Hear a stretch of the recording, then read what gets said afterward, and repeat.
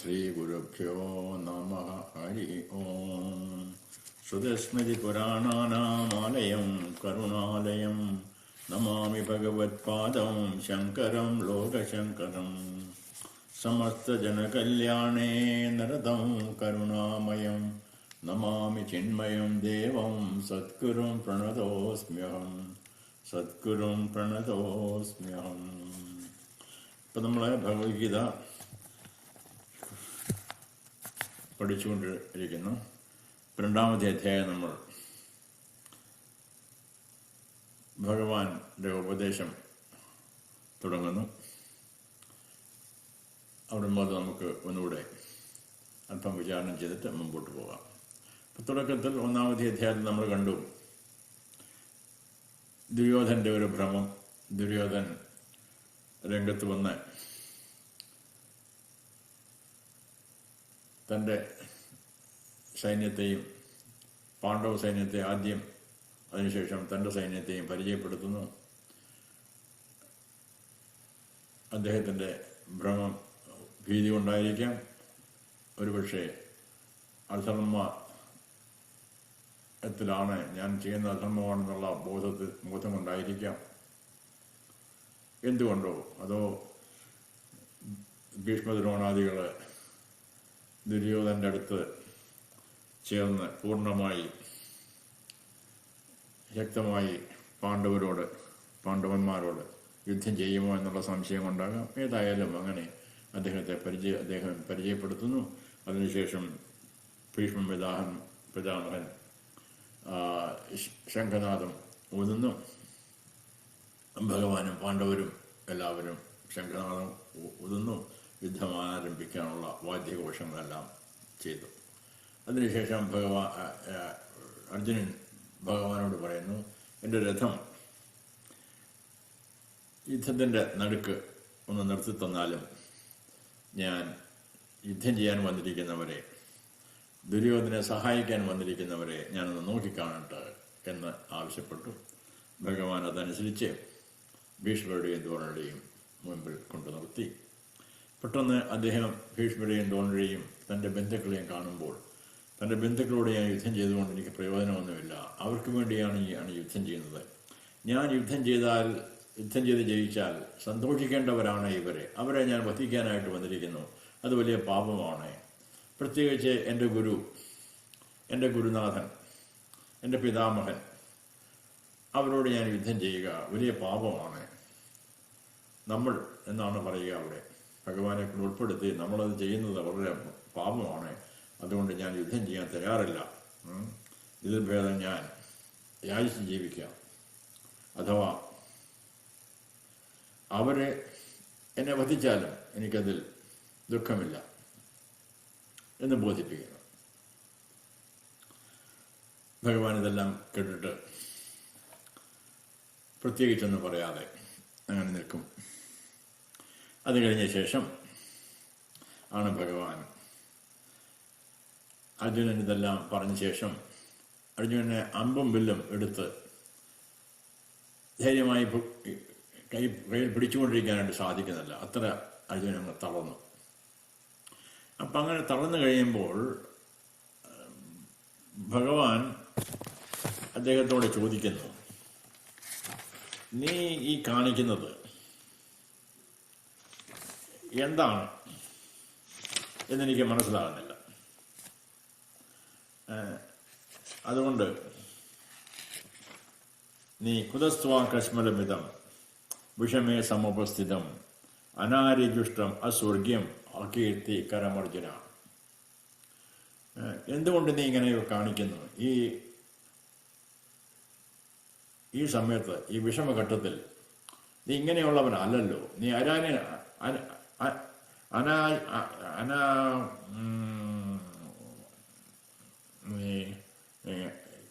അനാര്യജുഷ്ടം, അനാര്യനല്ലല്ലോ. ആര്യന്മാരെന്ന് പറഞ്ഞാൽ ശ്രേഷ്ഠനെന്നർത്ഥം.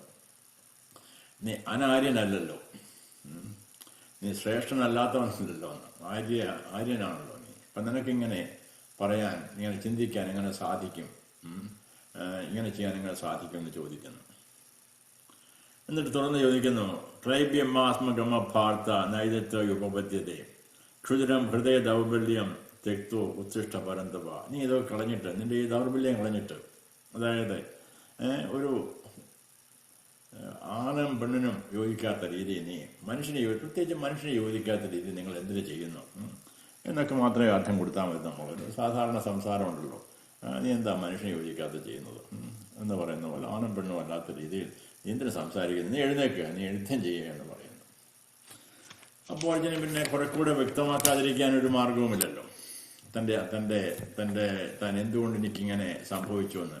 അദ്ദേഹം പറയുന്ന, ഭഗവാനെ പ്രശ്നം എന്താണ്, എൻ്റെ പ്രധാനപ്പെട്ട പ്രശ്നം എന്താണ്? കഥം ഭീഷ്മമഹം സംഖ്യ ദ്രോണം ച മധുസൂദന ഋഷിഭിഹി പ്രതിയോസ്യാമി പൂജാർഹവരുസൂദന. ഞാൻ പൂജിക്കേണ്ടവരാണ് ഇവർ, എന്നാൽ പൂജിക്കപ്പെടേണ്ടവരാണ് ഇവർ. അവരോട് ചേർന്ന് യുദ്ധം ചെയ്യാതെ എങ്ങനെ ഭഗവാനെ സാധിക്കുന്നത്? അതെന്നെ കൊണ്ട് സാധിക്കത്തില്ല, അത് വലിയ ദോഷം. ഈ ഗുരുക്കന്മാരെ കൊണ്ടിട്ട് പറയുന്നു, ഗുരുനഹത്വാഹി മഹാനുഭാവാൻ ശ്രേയോ ഭൗക്തം ഭവിഷ്യമഭീഹലോകെ ഹത്വാർത്ഥ കാമാസ്തു ഗുരേ നിഹൈവ ഭുഞ്ജീയ ഭോഗാൻ രുതിരപ്രതിക്താൻ. ഞാൻ ഈ മഹാനുഭാവന്മാരായ ഗുരുക്കന്മാരെ കൊല്ലാതെ ഈ ലോകത്തിൽ ഭിക്ഷ എടുത്താലും ജീവിച്ചാലും വേണ്ടുമില്ല, ഞാൻ ഇവരുടെ രക്തം പുരണ്ട ഈ വിജയം എനിക്ക് ആവശ്യമില്ല, അതിൽ കൂടെ കിട്ടുന്ന ഭോഗങ്ങൾ എനിക്ക് ആവശ്യമില്ല എന്ന് പറയും. അങ്ങനെ ഇവരെ കൊന്നിട്ട് ഞാൻ ജീവിച്ചിട്ട് എന്ത്? കരതന്നോ ഗിരീയ യദ്വായ ജയമ യതിവാനോ ജയയുഹു യാനേവ ഹത്വാന ജിജീവിഷാമഹ തേവസ്ഥിത പ്രമുഖേതാധരാഷ്ട്രാഹ. പറയുന്നു, അവരെന്നെ വധിച്ചാലും വേണ്ടുമില്ല, അവരെന്നെ ജയിച്ചു എന്ന് വരാം, അല്ലെങ്കിൽ ഞങ്ങൾ അവരെ ജയിച്ചു എന്ന് വരാം. ഏതാണ് അധികം നല്ലത് അറിഞ്ഞുകൂടാ. ഇനി ആരെ കൊന്നിട്ട് ഞങ്ങൾ ജീവിച്ചില്ല, അവരെ കൊന്നിട്ട് ഞങ്ങൾ എന്തിനു ജീവിച്ചിരിക്കണം അല്ലേ?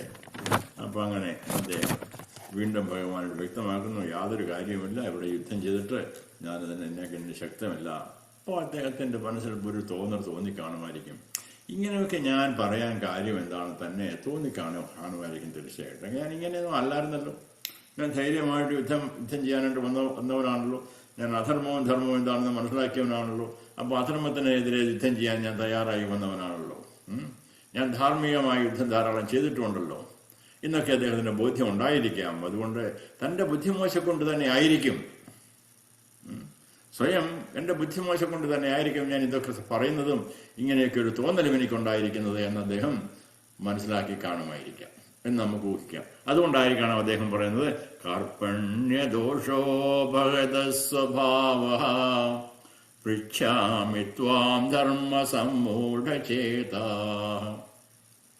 യശ്രേയസാൻ നിശ്ചിതം ബ്രൂഹി തന്മേ ശിഷ്യസ്തേഹം ശാധിമാം ത്വാം പ്രപന്നം. ഒരു സാധകന്റെ ആദ്യത്തെ പടിയാണ്. അർജുനൻ അവിടെ എത്തിക്കഴിഞ്ഞു ഓൾറെഡി. തൻ്റെ ശരണാഗതി ഭാവം തനിക്ക് തൻ്റെ അറിവ് കൊണ്ട് സാധിക്കുകയില്ല. സാധാരണ നമ്മളെല്ലാം എനിക്കറിവുള്ളവനാണ്, എനിക്കറിയാം, ഞാൻ ചെയ്യാം, എന്നെക്കൊണ്ട് സാധിക്കും, ഇങ്ങനെയൊക്കെ നമ്മൾ വിചാരിച്ച് ഇരിക്കുമല്ലോ. അർജുനന് ഒരുപക്ഷെ അങ്ങനെ വിചാരിച്ചിരുന്നിരിക്കാം. ഇപ്പോൾ അദ്ദേഹത്തിന് മനസ്സിലായി ഇത് സാധിക്കുന്ന കാര്യമല്ല. ഞാൻ പണ്ഡിതനാണ്, ശാസ്ത്രങ്ങൾ പഠിച്ചിട്ടുണ്ട്, യുദ്ധത്തിൽ എന്നെ തോൽപ്പിക്കാൻ ആർക്കും സാധിക്കത്തില്ല, അസ്ത്രവിദ്യയെല്ലാം എനിക്കറിയാം, ഞാൻ സ്വർഗലോകത്തിൽ പോയതാണ്. അങ്ങനെയൊക്കെ അദ്ദേഹത്തിന് വലിയ പാണ്ഡിത്യമുള്ള ആളാണ്. പക്ഷെ എന്ത് പ്രയോജനം? എനിക്ക് ഉപയോഗിക്കാൻ സാധിക്കുന്നില്ല, അതെന്ത് ദോഷമാണെന്ന് എനിക്ക് തന്നെ അറിയില്ല. അതെൻ്റെ തുച്ഛമായ അറിവ് കൊണ്ട് മാത്രം, തുച്ഛമായ ചിന്ത കൊണ്ട് മാത്രം എന്ന് അദ്ദേഹം അത് ചിന്തിച്ചിരുന്നിരിക്കാമെന്ന് നമുക്ക് വിചാരിക്കാം. ആലോചിക്കുക, അർജുനൻ്റെ ആ സന്ദർഭത്തെപ്പറ്റി നമ്മളൊന്ന് ചിന്തിക്കുക. അദ്ദേഹം പറയുന്നു, ഭഗവാനെ, പ്രശ്നം എനിക്ക് തന്നെ തോന്നുന്നത് എൻ്റെ ബുദ്ധിമോശക്കൊണ്ട്, അറിവ്, എൻ്റെ തുച്ഛമായ അറിവുണ്ട്. പറയുന്നു, കാർപ്പണ്യദോഷോ ഭഗത സ്വഭാവ. എൻ്റെ കാർപ്പണ്യദോഷങ്ങളുടെ തുച്ഛമായ അറിവുണ്ട്, വെറും തുച്ഛമായ അറിവുണ്ട്. ശങ്കരാചാര്യർ കാർപ്പണ്യദോഷം പറ്റിയൊക്കെ വിവരിക്കുമ്പോൾ, ഏതൊരുവൻ ആത്മജ്ഞാനത്തെ അറിയുന്നില്ല, മോക്ഷപ്രാപ്തിക്ക് രക്ഷപ്പെടുന്നില്ല, അത് കാർപ്പണ്യദോഷം കൊണ്ടാണ്, തുച്ഛമായ അറിവാണ്. ഇങ്ങനെയൊക്കെയുള്ള വിവർത്തനം അദ്ദേഹം പറയുന്നുണ്ട്. നമ്മൾ അതിലേക്ക് തൽക്കാലം നമുക്ക് സരളമായ അർത്ഥം തന്നെ ഇപ്പോൾ സ്വീകരിച്ച് നമുക്ക് മുമ്പോട്ട് പോകാം. കാർപ്പണ്യദോഷം എന്ന് പറഞ്ഞു കഴിഞ്ഞാൽ എന്നാൽ സരളമായ എൻ്റെ നിസാരമായ ഈ അറിവ് കൊണ്ട്, അതുകൊണ്ട് ഭഗവാനെ ഇതുകൊണ്ട് രക്ഷയില്ല എന്ന് എനിക്ക് മനസ്സിലായി, ഇതുകൊണ്ട് എനിക്ക് ദുഃഖമേ ഉള്ളൂ.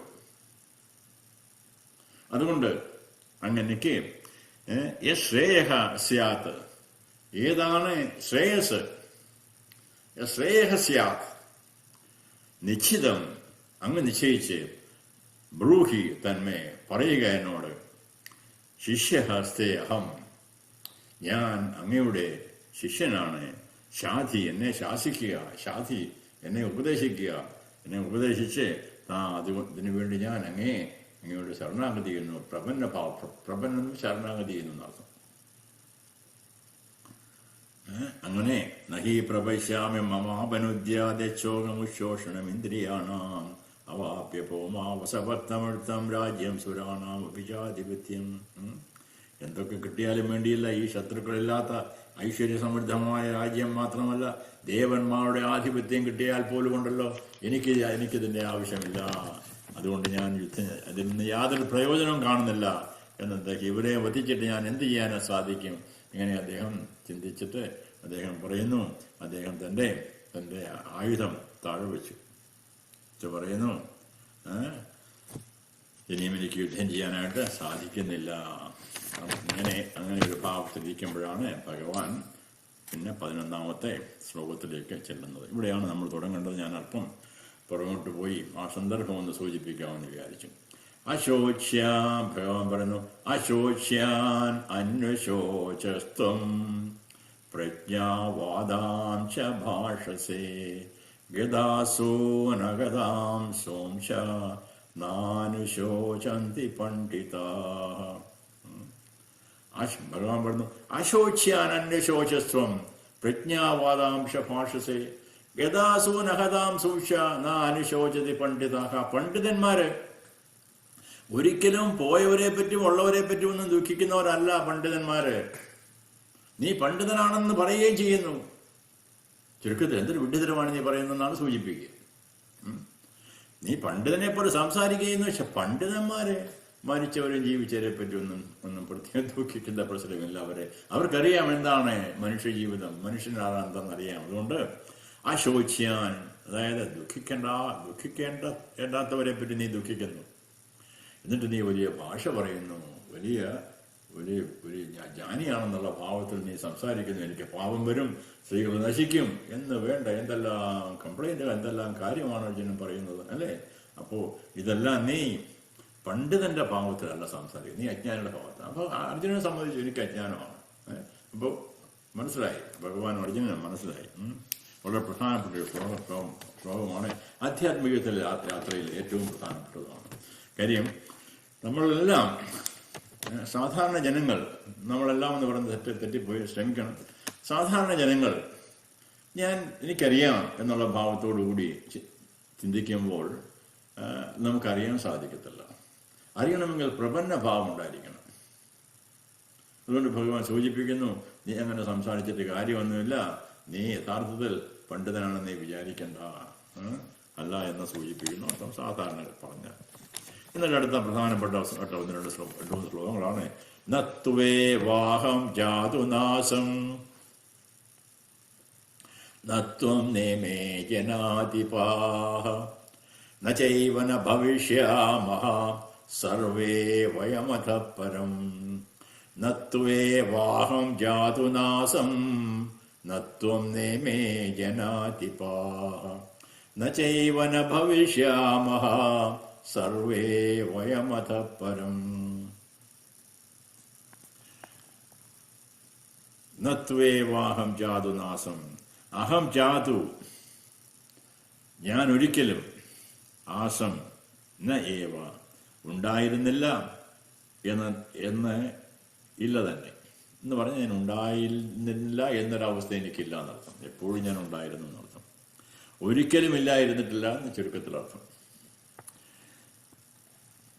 ത്വം നച ആസീഹി ഇതി നീയും ഇല്ലാതെ ഇരുന്നിട്ടില്ല. ഞാനും ഇല്ലായിരുന്നിട്ടില്ല, നീയും ഇല്ലായിരുന്നിട്ടില്ല. ഇങ്ങനെ ഒരു അവസ്ഥയില്ല. പിന്നെ വേറെ നീ ആരെയെല്ലാം പറ്റി ദുഃഖിക്കുന്നോ? ഇമേ ജനാധിപാഹ ഈ രാജാക്കന്മാരും ഇല്ലാതിരുന്നിട്ടില്ല. തഥാ പരം അതിനുശേഷം ഇനി മേലിലും വയം സർവേ നാം എല്ലാവരും ന ഭവിഷ്യാമഹ നച ഏവ ഇല്ലാതാവുകയുമില്ല. ചുരുക്കത്തിൽ ഞാൻ ഇല്ലാതിരുന്ന ഒരവസരമില്ല, നീയും ഇല്ലാതിരുന്ന ഒരവസരമില്ല. മാത്രമല്ല ഈ രാജാക്കന്മാരും ഇല്ലാതിരിക്കുന്ന ഒരവസരമില്ല. പിന്നെ നീ എന്തിനു ദുഃഖിക്കുന്നു? അല്ലേ? നമ്മളെപ്പോഴും ഉണ്ടാകുമെങ്കിൽ നീ യുദ്ധം ചെയ്താലും യുദ്ധം ചെയ്തില്ലേലും ഇവരെ കൊന്നാലും കൊന്നില്ലേലും ഇവരെല്ലാം ഉണ്ടായിരിക്കും. എന്തോ ഭഗവാനെ പറയുന്നത് ആർക്കറിയാം, അല്ലേ? മരിച്ചു കഴിഞ്ഞാലും ഉണ്ടായിരിക്കും പോലും. എന്തോ ആരെപ്പറ്റി എന്തേ പറ്റിയാ പറയുന്നത്. പക്ഷെ ഒരു കാര്യം സത്യം, ഭഗവാൻ പറയുന്നത് നീ ഇവരെ വധിച്ചാലും അവരുണ്ടായിരിക്കും എന്ന് പറയുമ്പോൾ അവരുടെ ശരീരത്തെ പറ്റി അല്ല പറയുന്നു എന്ന് വളരെ വ്യക്തമാണെന്ന് നമുക്ക് ബോധിപ്പിക്കും. അല്ലേ? നമുക്കെല്ലാം അറിയാവുന്ന കാര്യമാണ്. യുദ്ധം ചെയ്തു അവർ മരിച്ചു, ആ ശരീരം പോയി കഴിഞ്ഞാൽ അവരില്ല. അപ്പൊ ശരീരത്തെ പറ്റി അല്ല പറയുന്നത്.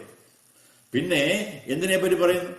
ഇപ്പൊ ശരീരം എന്ന് പറഞ്ഞാൽ രണ്ട് രീതിയിൽ ശരീരത്തെ മനസ്സിലാക്കേണ്ടതായിരിക്കുന്നു. ഒന്ന് നമ്മുടെ സ്ഥൂല ശരീരം, അതായത് നമ്മുടെ ഈ ത്വക്ക്, അതിന് താഴെയുള്ള ഞരമ്പ്, അതിന് ഉള്ള എല്ല്, അതിനൊക്കെ മജ്ജ, രക്തം, ഇവയെല്ലാം ശരീരത്തിന്റെ ഭാഗമാണ്. അത് നശിക്കുന്നുവെന്ന് നമുക്കറിയാം. പിന്നെ മറ്റൊന്നുണ്ട്, നമ്മുടെ സൂക്ഷ്മ ശരീരമുണ്ട്. നമ്മുടെ കർമ്മേന്ദ്രിയങ്ങളും ജ്ഞാനേന്ദ്രിയങ്ങളും അന്ധകരണങ്ങളും ഒക്കെ ഉണ്ടല്ലോ. ഇവയെല്ലാം നമ്മുടെ സൂക്ഷ്മ ശരീരങ്ങളാണല്ലോ.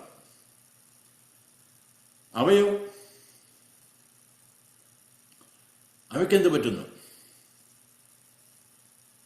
അതും നമ്മൾ ചിന്തിക്കേണ്ട കാര്യമാണ്. പക്ഷെ ഏതായാലും ഭഗവാൻ ഒരു കാര്യം സത്യം, ഈ മജ്ജ, ഈ ത്വക്ക്, ഞരമ്പ്, രക്തം, മജ്ജ, ഇതിനെപ്പറ്റിയൊന്നല്ല ഭഗവാൻ പറയുന്നത്. അതും പോയി നമുക്കറിയാം. അത് യുദ്ധം ചെയ്യുന്നതോടുകൂടി പോയി, അമ്പ ചെയ്ത് അത് രക്തം വരുന്നതോടുകൂടി അത് പോയി എന്നർത്ഥം. അപ്പൊ അതിനെപ്പറ്റി അല്ല പറയുന്ന ഭഗവാൻ. കാര്യം ഭഗവാൻ പറയുന്നത് നമ്മളെല്ലാം എപ്പോഴും ഉണ്ടായിരുന്നു. അപ്പോൾ വേറെ എന്തിനെ പറ്റിയാണ് ഭഗവാൻ? ഇനിയും ഭഗവാൻ പറയുന്നത് നമുക്ക് അന്വേഷിക്കേണ്ടതായിട്ടുണ്ട്. ഇത് സൂക്ഷ്മ ശരീരത്തെ പറ്റിയാണോ പറയുന്നത്, അതോ മറ്റെന്തിനെ പറ്റിയാണോ പറയുന്നത് നമ്മൾ അന്വേഷിക്കേണ്ടതുണ്ട്, അല്ലേ? അപ്പൊ രണ്ട് സാധ്യതകളാണ് നമുക്കുള്ളത്.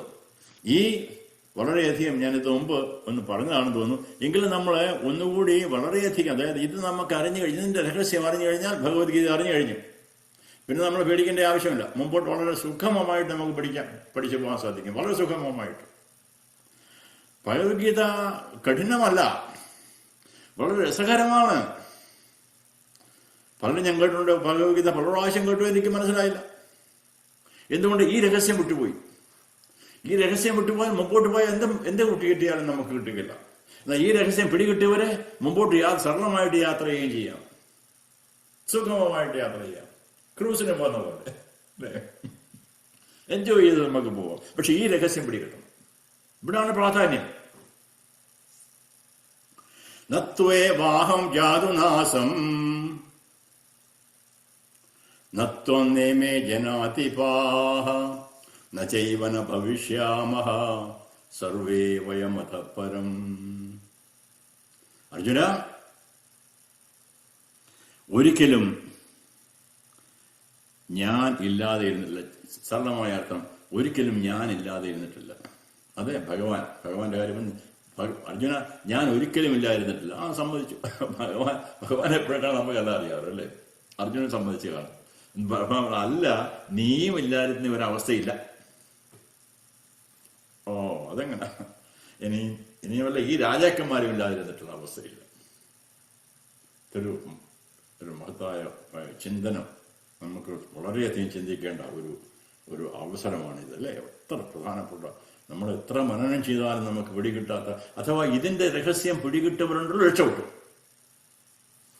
ഇതല്ലേ സത്യം? ഇതിന്റെ രഹസ്യം പിടികിട്ട് രക്ഷപ്പെട്ടു, മുമ്പോട്ട് സുഗമം. അപ്പോൾ ഒരു കാര്യം നമുക്ക് മനസ്സിലാക്കാം.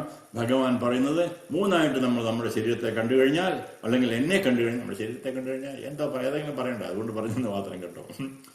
അപ്പോൾ ഞാൻ എന്നെ അറിയുന്നത് മൂന്നായിട്ട് അറിയേണ്ടതായിട്ടിരിക്കുന്നു. ഈ മൂന്നെന്താണ്? ഞാനായ സ്ഥൂല ശരീരം, ഞാനായ സൂക്ഷ്മ ശരീരം, ഞാനായ മറ്റെന്തോ കാര്യം. മറ്റെന്തോ ഉണ്ടെന്നുള്ളതിന് കാര്യം എന്താ? ആരോട് പറഞ്ഞു മറ്റെന്തെങ്കിലും ഉണ്ടോ? അല്ലേ? നമുക്കറിയാം, നമ്മുടെ ഉള്ളിലുണ്ട്. കാര്യം ഭഗവാൻ ഇനി മുമ്പോട്ട് പഠിപ്പിക്കണം നമുക്ക്. അതായത് ചെറുപ്പകാലം മുതൽ നമ്മൾ എന്തുമാത്രം നമ്മുടെ ശരീരത്തിന് വ്യത്യാസം വന്നല്ലേ, നമ്മുടെ മനസ്സിന് വ്യത്യാസം വന്നു. അവിടെയൊന്നും ഞാൻ വ്യത്യാസം വന്നിട്ടില്ല. പല പല പല പരിവർത്തനങ്ങൾ നമ്മുടെ ചെറുപ്പകാലം മുതൽ ഇന്ന് വരെ ഉണ്ടായിട്ടുണ്ടെങ്കിലും ഞാനായിരുന്നു എന്നർത്ഥം. അപ്പൊ ഞാൻ യഥാർത്ഥത്തിൽ ഈ മനസ്സോ ശരീരവുമോ അല്ല, വേറെ ആരോണ് ഞാൻ. ഇത് നമ്മൾ അറിഞ്ഞിരിക്കണം, ഇത് ഓർത്തിരിക്കണം.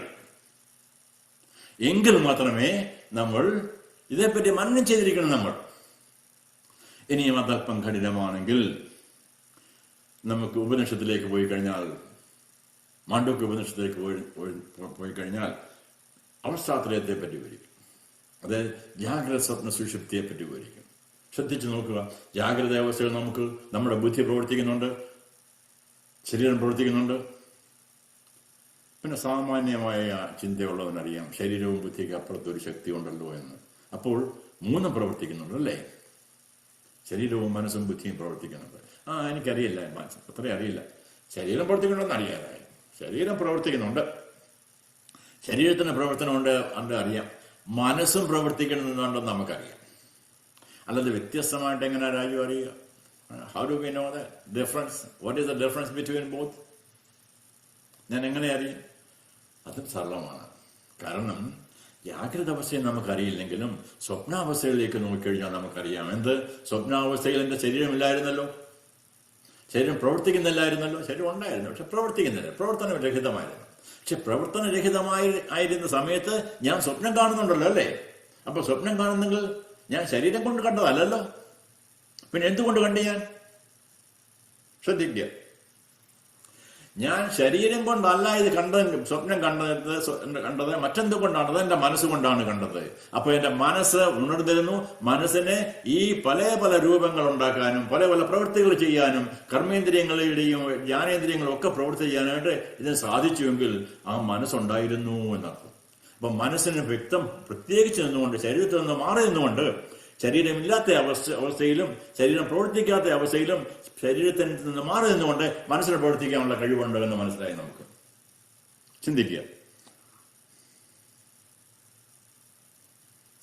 മാണ്ഡവ്യ ഉപനിഷത്തിലെ പ്രശ്നമാണിത്. ചിന്തിക്കുന്നതിന് എളുപ്പം പിടികിട്ടും. ഞാനും എൻ്റെ മനസ്സിന് രണ്ടാണ്. എൻ്റെ ശരീരമില്ലാത്തപ്പോഴും മനസ്സിന് പ്രവർത്തിക്കാൻ സാധിക്കും. എൻ്റെ അന്ധകരണത്തിന് പ്രവൃത്തിയുണ്ട്, സാധിക്കും. ഇനിയും അല്പം കൂടി ചിന്തിക്കുക. നമ്മൾ രാവിലെ എഴുന്നേൽക്കുമ്പോൾ നമുക്ക് നല്ല ബോധമുണ്ട്. ഞാൻ സ്വപ്നം കണ്ടു, അതിനുശേഷം ഞാൻ സുഖമായി ഉറങ്ങി എന്ന് നമുക്ക് നല്ല ബോധമുണ്ടല്ലോ. ആര് പറഞ്ഞു നമ്മളോട് ഉറങ്ങിയെന്ന്? എൻ്റെ ശരീരം പ്രവർത്തിച്ചില്ല, എൻ്റെ മനസ്സും പ്രവർത്തിച്ചില്ല. പിന്നെ എന്ത് പ്രവർത്തിച്ചു? എങ്ങനെ ഞാൻ അറിഞ്ഞു? ഞാൻ സുഖം അനുഭവിച്ചു. അവിടെ യാതൊരു തർക്കവുമില്ലല്ലോ നമുക്ക്. അപ്പോഴറിയാം നമുക്ക് ഈ മനസ്സിനും ശരീരത്തിനും മനസ്സിനും ഉപരിയായിട്ട് മറ്റെന്തോ ഉണ്ട്. അതിന് നമ്മളെ തൽക്കാലത്തേക്ക് അറിയാൻ ആത്മാവെന്നൊരു പേര് കൊടുക്കുക. നിർബന്ധമൊന്നുമില്ല, ഏത് പേര് വേണേൽ കൊടുത്തു. തൽക്കാലത്തേക്ക് ആത്മാവെന്ന് പേര് കൊടുക്കുക. അപ്പോൾ നമുക്ക് ഞാനെന്ന് പറഞ്ഞ ശരീരത്തിന് ഞാനുമുണ്ട്, ഞാനായ ശരീരവുമുണ്ട്, ഞാനായ ആത്മാവുണ്ട്. ഞാനായ മനസ്സുകൊണ്ട് എന്ന് മനസ്സിലാക്കി. അപ്പോൾ ഭഗവാനോട് പറയുന്നത് എന്താണെന്ന് നോക്കുക. എന്നാലും നമുക്ക് വ്യക്തമല്ല, അല്പം കൂടെ ചിന്തനം ചെയ്യണ്ടെങ്കിലേ നമുക്കറിയാൻ പറ്റത്തുള്ളൂ, അല്ലേ? അതെന്ത് ചിന്തനമാണ്? നോക്കിക്കേ, ഈ ശരീരം നശ്വരമാണല്ലോ, അല്ലേ? നമുക്കറിയാം ശരീരം നശിക്കുന്നതെന്ന് അറിയാമല്ലോ. നമ്മൾ ധാരാളം ശരീരങ്ങളെ പറഞ്ഞു വിട്ടിട്ടുണ്ട്, ധാരാളം ശരീരങ്ങൾ ഉണ്ടാകുന്ന നമ്മൾ കണ്ടിട്ടുണ്ട്. അപ്പൊ ശരീരം വന്നു പോകുന്നതാണ്. അപ്പൊ ഏതായാലും എന്ന് ഞാൻ ഉണ്ടായിരുന്നു, ഇനി ഞാൻ എന്ന് ഉണ്ടാകും, ഞാൻ ഇന്ന് ചുരുക്കത്തിൽ ഞാൻ നശിക്കുന്നതല്ല എന്ന് പറയുമ്പോൾ ശരീരത്തെ പറ്റി അല്ല പറയുന്നത് മനസ്സിലായി. പിന്നെ നമുക്ക് രണ്ട് വർക്കമേ ഉള്ളൂ. മനസ്സിനെ പറ്റിയാണോ ഭഗവാൻ, അതോ ആത്മാവിനെ പറ്റിയാണോ? മനസ്സ് മാറി മറിഞ്ഞുകൊണ്ടിരിക്കുന്നതാണ്.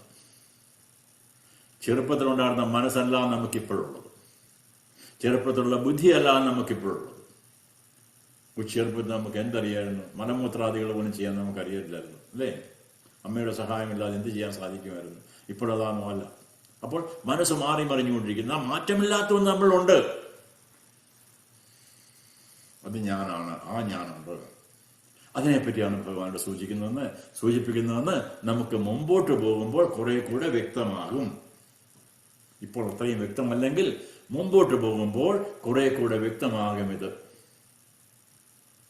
ഭഗവാനോട് പറയുന്നത് മനസ്സിനെ പറ്റിയും അല്ല, അതായത് തന്റെ ശരീരത്തെ പറ്റിയുമല്ല പറയുന്നത്, മനസ്സിനെ പറ്റിയും അല്ല പറയുന്നത്, മറ്റെന്തിനെ പറ്റിയ അതിനെയാണ് ഭഗവാൻ പറയുന്നത് ഞാനെന്നും നീ എന്നും പറയുന്നത്. ഭഗവാൻ പറയുന്നു, ഞാൻ എപ്പോഴും ഉണ്ടായിരുന്നു, നീയും എപ്പോഴും ഉണ്ടായിരുന്നു, ഈ രാജാക്കന്മാർ എപ്പോഴും ഉണ്ടായിരിക്കും എന്ന് പറയുമ്പോൾ ഭഗവാൻ പറയുന്നത് ഈ ശരീരത്തെ പറ്റിയല്ല, ഈ മനസ്സിനെ പറ്റിയല്ല, ഈ ആത്മാവിനെ പറ്റിയാണ് എന്നുള്ളത് സുനിശ്ചിതമായി ഇപ്പം നമുക്ക്.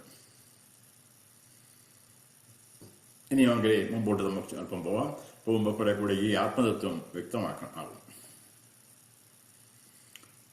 ഭഗവാൻ പറയുന്നു, ദേഹിനോസ്മിൻ യഥാ ദേഹേ കൗമാരം യൗവനം ചരാ തഥാ ദേഹാന്തരപ്രാപ്തി ധീരസ്തത്ര ന മുഹ്യതി. ദേഹിനോസ്മിൻ യഥാ ദേഹേ കൗമാരം യൗവനം ചരാ തഥാ ദേഹാന്തരപ്രാപ്തി ധീരസ്തത്ര ന മുഹ്യതി. ധീരഃ ന മുഹ്യതി. ധീരന്മാർക്ക് അതിനെ യാതൊരു ദുഃഖവും ഉണ്ടാകത്തില്ല, അവർക്ക് മോഹം ഉണ്ടാകത്തില്ല, അവരെ മുഖ്യതി പരിഭ്രമം ഉണ്ടാകത്തില്ല. അവർക്ക് എന്തിൽ പരിഭ്രമം ഉണ്ടാകത്തില്ല? ദേഹിനോ യസ്മിനിതാ ദേഹേ കൗമാരവും യൗവനത്തിലും ജരയിലും നമ്മളതേ പറ്റി ഓൾറെഡി വിവരിച്ചു നമുക്ക് മനസ്സിലാക്കി. നമ്മുടെ കൗമാര സമയത്ത് ഉള്ളതോ യൗവനത്തിലോ വാർദ്ധക്യ സമയത്തോ ഉള്ള ശരീരം ഇങ്ങനെ മാറി മറിഞ്ഞുകൊണ്ടിരിക്കുന്നത് പോലെ ഈ ശരീരം പോയാലും എനിക്ക് എന്ത് ചെയ്യുന്നു? വേറൊരു ശരീരം കിട്ടുന്നു. അല്ലെങ്കിൽ ഓരോ ജീവനും വേറെ ശരീരം കിട്ടുന്നു. ഇപ്പൊ മനസ്സിലായി, ഭഗവാൻ ശരീരത്തെ പറ്റി അല്ല പറയുന്നത്, 100% മനസ്സിലായി. പക്ഷേ സൂക്ഷ്മ ശരീരത്തെ പറ്റി കൂടെ ആകാമോ എന്നാണോ? അത് വേറെ പ്രശ്നമല്ലേ. നമ്മൾ ഈ ശരീരത്തെ പറ്റി അല്ല പറയുന്നത്. പക്ഷേ ധീരതത്ര ന മുഹ്യതി എന്ന് പറയുമ്പോൾ ഭഗവാൻ ശരീരത്തെ പറ്റിയാണ് പറയുന്നത്. പക്ഷേ ശരീരം അവിടെ ഈ മനസ്സ് ബുദ്ധി ചിത്തത്തിൽ അതെന്ത് സംഭവിക്കുന്നു? അത് നമുക്ക് ഇച്ചിരി കഠിനമാണ് മനസ്സിലാക്കാനായിട്ട്. മുമ്പോട്ട് പോകുമ്പോൾ നമുക്ക് പിടികിട്ടും. ഇപ്പം പിടികിട്ടത്തില്ല. കുറച്ച് മുമ്പോട്ട് പഠിച്ചു കഴിയുമ്പോൾ ഇതിനെന്ത് പറ്റുന്നു, ഇടയ്ക്കുള്ള പാർട്ടിയുള്ളൂ, അതിനെന്ത് പറ്റുന്നു എന്ന് വളരെ രസമാണ് നമുക്ക് മനസ്സിലാക്കണം കേട്ടോ. ഭഗവത്ഗീത വളരെ രസമായ ശാസ്ത്രമാണ് കേട്ടോ. അതായത് വേദാന്തം പഠിക്കുമ്പോൾ നമുക്ക് ഉപനിഷത്ത് പഠിക്കുമ്പോൾ കുറച്ച് കഠിനമായിട്ട് നമ്മൾ ശ്രദ്ധിച്ചുകൊണ്ടിരിക്കണം, അല്ലേ? ഇന്നും കഠിനമായിട്ട് ശ്രദ്ധിച്ചാൽ, പക്ഷേ നല്ല രസമാണ്. ഭഗവാന്റെ ആ പറച്ചിലൊക്കെ വളരെ മധുരമായ പറച്ചിലാണ്, മാധുര്യമായ. വീണ്ടും ഭഗവാനത് ഉപദേശിച്ച് എന്നിട്ട് അർജുനനെ ചോദിക്കാനുള്ള അവസരം. എത്ര രസകരമായ ഒരു ശാസ്ത്രം, അല്ലേ? ഭഗവാൻ പറയുന്നു, അർജുന, പക്ഷേ ഒരു കാര്യം, തൽക്കാലത്തേക്ക് നീ ഒരു കാര്യം ചെയ്യണം. ഇതൊക്കെ നിനക്ക് ഞാൻ ഉപദേശിക്കാമെന്ന ഉപദേശം നിനക്ക് മനസ്സിലാക്കണമെങ്കിൽ നീ ഒരു കാര്യം ചെയ്യണം. മാത്രാസ്പർശാസ്തു കൗന്ദേയ ശീതോഷ്ണ സുഖ ദുഃഖദാ ആഗമാപായിനോ നിത്യ താം തിദിക്ഷുസ ഭാരത. ഭാരത എന്നൊക്കെ വളരെ പൂഴ്ത്തി പറയണം. ഭരതന്റെ വംശം എത്രയൊക്കെ ഉള്ളവനാണെന്നുള്ള പൂഴ്ത്തി പറയണേ. അർജുന, ചെറിയ സുഖദുഃഖങ്ങളൊക്കെ വരുന്നതും കാര്യമൊന്നുമില്ല. കാര്യം എന്താ? ഇത് ശരീരത്തിന്റെ അല്ലേ അർജുന, അതങ്ങ് പോകത്തില്ല ഏതായാലും. പിന്നെ എന്തിനാ നീ അതേപ്പറ്റി ഇത്രയും ദുഃഖിക്കുന്നത്? പറഞ്ഞ സാറിനുണ്ട് police big deal to understand അല്ലേ. എനിക്കിപ്പോൾ മനസ്സിലായി ഞാൻ ഈ ശരീരം ഞാനല്ലെന്ന്. അതിന് ഇച്ചിരി ദുഃഖം വന്ന് അത് ഏതായാലും പോകുന്നതാണ്, ഏതായാലും ഇന്നല്ല നാളെ അത് പോകുന്നതാന്ന് ഭഗവാൻ പറഞ്ഞു. പോയാൽ തിരിച്ച് കിട്ടുകയും ചെയ്യും. പിന്നെന്തോ പേടിക്കാൻ? പുതിയ ശരീരം, നല്ല ശരീരം കിട്ടും, പിന്നെന്തോ പേടിക്കാനാ? നല്ലതോ ചീത്ത അറിയില്ല കേട്ടോ. ഞാൻ പറഞ്ഞു പോയത് നല്ലതാണെന്ന് ചീത്ത നമ്മളറിയാം, അറിയാല്ലേ? നമുക്കറിയില്ല. ഏതായാലും പോകുമെന്നുള്ളതിന് യാതൊരു സംശയവുമില്ല. അതിന് ദുഃഖിക്കണം. അതാണ് താൻ തിദിക്ഷസ ഭാരത. ചെറിയ ചെറിയ ദുഃഖങ്ങൾ നമ്മൾ സഹിക്കാൻ തയ്യാറായിരിക്കണം. എങ്കിൽ മാത്രമേ, അതാണ് പ്രേയസും ശ്രേയസും തമ്മിലുള്ള വ്യത്യാസം വരുന്നത് അല്ലേ. നമ്മളെപ്പോഴും എന്ത് ചെയ്യുന്നു? നമുക്ക് ഇന്ദ്രിയ സുഖങ്ങൾ അനുഭവിക്കാനായിട്ട് നമ്മൾ പ്രയത്നിച്ചുകൊണ്ടിരിക്കുന്നു. ആ ഇന്ദ്രിയ സുഖങ്ങളൊക്കെ താൽക്കാലികമായ സുഖങ്ങളല്ലേ. എന്നാൽ ശരിയായ സുഖം എന്താണ് നമ്മൾ അന്വേഷിച്ച് പോകാറുണ്ടോ അല്ലേ? ശ്രദ്ധിച്ച് നോക്കുക. അതാണ് പറ്റിയായിരിക്കണം ഭഗവാനോട് പറയുന്നത്. നമുക്ക് മുമ്പോട്ട് പോകാം. യം ഹിന വ്യഥയന്ധ്യേതേ പുരുഷം പുരുഷർഷഭം സമദുഃഖ സുഖം ധീരം സോ അമൃതത്തായ കൽപ്പതേ. യം ഹിന വ്യഥയന്ധ്യേതേ പുരുഷം പുരുഷർഷഭം സമദുഃഖ സുഖം ധീരം സോമൃതത്വായ കൽപ്പതേ. സഹ അമൃതത്വായ കൽപ്പതേ. ഏതൊരുവൻ അമൃതത്വമായ യുക്തമാണെന്ന് മനസ്സിലാക്കുന്നു, ഏതൊരുവൻ ഇതേ അറിയുന്നു, അവൻ ജനനമരണങ്ങൾ രക്ഷപ്പെടുത്തുന്ന അർത്ഥം. അവൻ മരിക്കുന്നില്ല എന്നർത്ഥം. ആരും മരിക്കുന്നില്ല. ഇപ്പൊ പറഞ്ഞ ഈ ഞാൻ പറഞ്ഞ ഉപദേശം ശരിയായി മനസ്സിലാക്കിയവരെന്നർത്ഥം.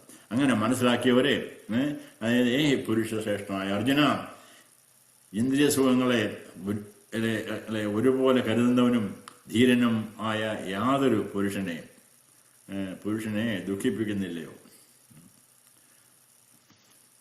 അവൻ അമൃതത്വത്തിന് അർഹനാണ്. ചുരുക്കത്തിൽ ഇന്ദ്രിയ സുഖങ്ങൾ എന്ന് പറയുന്നത് താൽക്കാലികമാണെന്നും അത് സഹിക്കാനായിട്ട് സാധിക്കണമെന്നും അവനും ഭഗവാൻ ഉപദേശിക്കുന്ന കാര്യം. അത് വലിയ കാര്യമായി നീ കരുതേണ്ട ആവശ്യമില്ല എന്നാണ് സരളമായി പറയുന്നത്. കാര്യം എന്തുകൊണ്ട്? ഇന്ദ്രിയങ്ങളെല്ലാം മാറി മറിഞ്ഞുകൊണ്ട് അതിൻ്റെ സുഖവും ദുഃഖം വന്നുകൊണ്ടേയിരിക്കും. ആത്മഹത്യ അറിയാവുന്നവര് അത് വളരെ സരളമായി മനസ്സിലാക്കണം. അടുത്തത് വളരെ പ്രധാനപ്പെട്ട ഒരു ശ്ലോകം, വളരെ പ്രധാനപ്പെട്ട അടുത്ത 2 ശ്ലോകങ്ങൾ വളരെ നമുക്കിതുപോലെ മനനം ചെയ്ത് മനസ്സിലാക്കേണ്ടത് വേണ്ടതാണ്.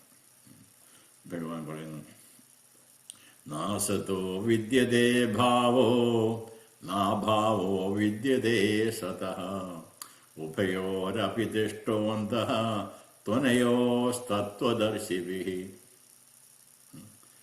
നാസതോ വിദ്യതേ ഭാവോ നാഭാവോ വിദ്യതേ സതഃ ഉഭയോരപി തിഷ്ഠോന്തഃ ത്വനയോസ്തത്വദർശിഭിഃ. തത്വദർശികളാൽ എന്നർത്ഥം. തത്വദർശികളാൽ, അതായത് അസതഃ എന്ന് പറഞ്ഞാൽ 2 പദം നമ്മൾ അറിഞ്ഞിരിക്കേണ്ടതാണ്. അസത്ത്, സത്ത്. ഇവിടെ അസതഃ എന്ന് പറഞ്ഞാൽ അസത്തിന് ഭാവഹ ന വിദ്യതേ, ഭാവമില്ല. അസത്തിന് യാതൊരു ഭാവമില്ല എന്ന് പറഞ്ഞാൽ അസത്ത് ഉള്ളതല്ല, യഥാർത്ഥത്തിൽ ഉണ്ടെന്ന് തോന്നിക്കുന്നതെന്നർത്ഥം. അതാണ് പറയുന്നത്. ഉണ്ടെന്നുള്ള അവസ്ഥ ഉണ്ട്, പക്ഷെ അത് ഇല്ലാത്തതാണ്. അസത്ത് പറഞ്ഞാൽ ഇല്ലാത്തതാണ്. അത് ഉണ്ടെന്ന് തോന്നിക്കുന്നതാണ്. ഇല്ലാത്ത പറഞ്ഞാൽ ഉണ്ടെന്ന് തോന്നിക്കുന്നതാണ്. എന്നാൽ സതഃ അഭാവ ന വിദ്യതേ. എന്നാൽ സത്തിന് ഒരഭാവം ഉണ്ടാകത്തില്ല, സത്തില്ലാത്ത ഒരവസ്ഥയുമില്ല. രണ്ടിന്റെയും, സത്തിന്റെയും അസത്തിന്റെയും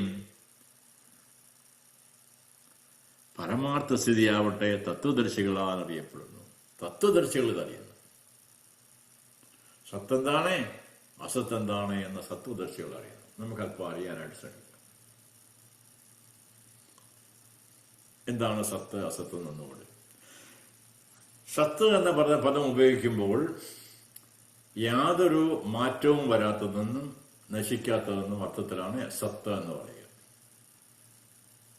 ഈ പ്രപഞ്ചത്തിലേക്ക് നമ്മൾ ശ്രദ്ധിച്ചാൽ ഏത് വസ്തുവിനെയാണ് നമ്മൾ, ഓരോ പദാർത്ഥങ്ങളെ നമ്മൾ ശ്രദ്ധിച്ച് നോക്കുക അല്ലേ. നമ്മുടെ ശരീരത്തെ നോക്കാൻ വേണമെങ്കിൽ നമ്മൾ താമസിക്കുന്ന വീട്, കാറ് അല്ലെങ്കിൽ മറ്റ് വാഹനങ്ങൾ,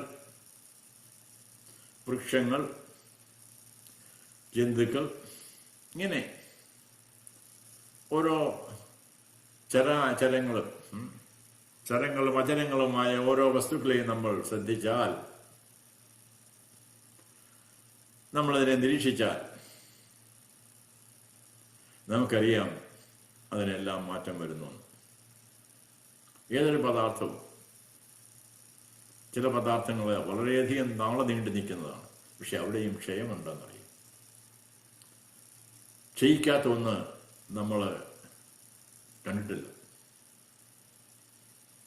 മാറ്റം വന്നുകൊണ്ടേയിരിക്കുന്നു. അപ്പോൾ സത്തെന്ന് പറഞ്ഞൊന്നും ഇല്ലയോ? അങ്ങനെ സാധനമേ ഇല്ല, പിന്നെ പേരെന്തിനാ?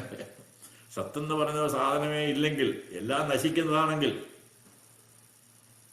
പിന്നെ സത്തെന്നൊരു പദത്തിന്റെ അർത്ഥം എന്ത്? അപ്പൊ അതെല്ലാം അസത്ത് മാത്രമേ ഉള്ളല്ലോ. അസത്തെന്നുണ്ടെങ്കിൽ സത്തുണ്ട്, അല്ലെങ്കിൽ അസത്ത്, ഈ രണ്ട് വാക്കുണ്ടല്ലോ, അല്ലേ?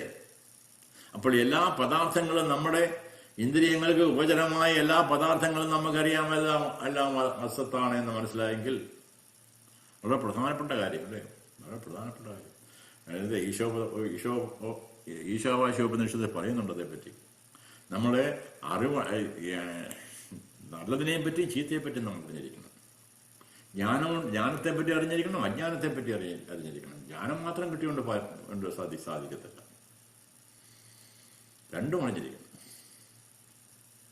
അപ്പോ ഈ പ്രപഞ്ചം മുഴുവൻ അസത്തായി നമ്മൾ കണ്ടു, നമ്മുടെ ഇന്ദ്രിയങ്ങൾക്ക് ഗോചരമായ എല്ലാം അസത്തായി നമ്മൾ കാണുന്നുവെങ്കിൽ, നമ്മൾ മനസ്സിലാക്കിയെങ്കിൽ ഒന്നിനെയും നമ്മൾ സത്തായിട്ട് കാണുന്നില്ലെങ്കിൽ, പക്ഷെ ഒരു കാര്യം സത്യം, എല്ലാ വസ്തുക്കളും അതിനാധാരമായ മറ്റൊന്നുള്ളത് കൊണ്ടാണ് അത് പ്രവർത്തിക്കുക. അത് അല്പം മനനത്തിൽ കൂടെ മാത്രമേ നമുക്ക് കിട്ടുകയുള്ളൂ. ഏതൊരു പ്രവൃത്തി ഉണ്ടാകുമ്പോൾ നമുക്ക് തുടങ്ങാം, തിരമാലകൾ തുടങ്ങാം.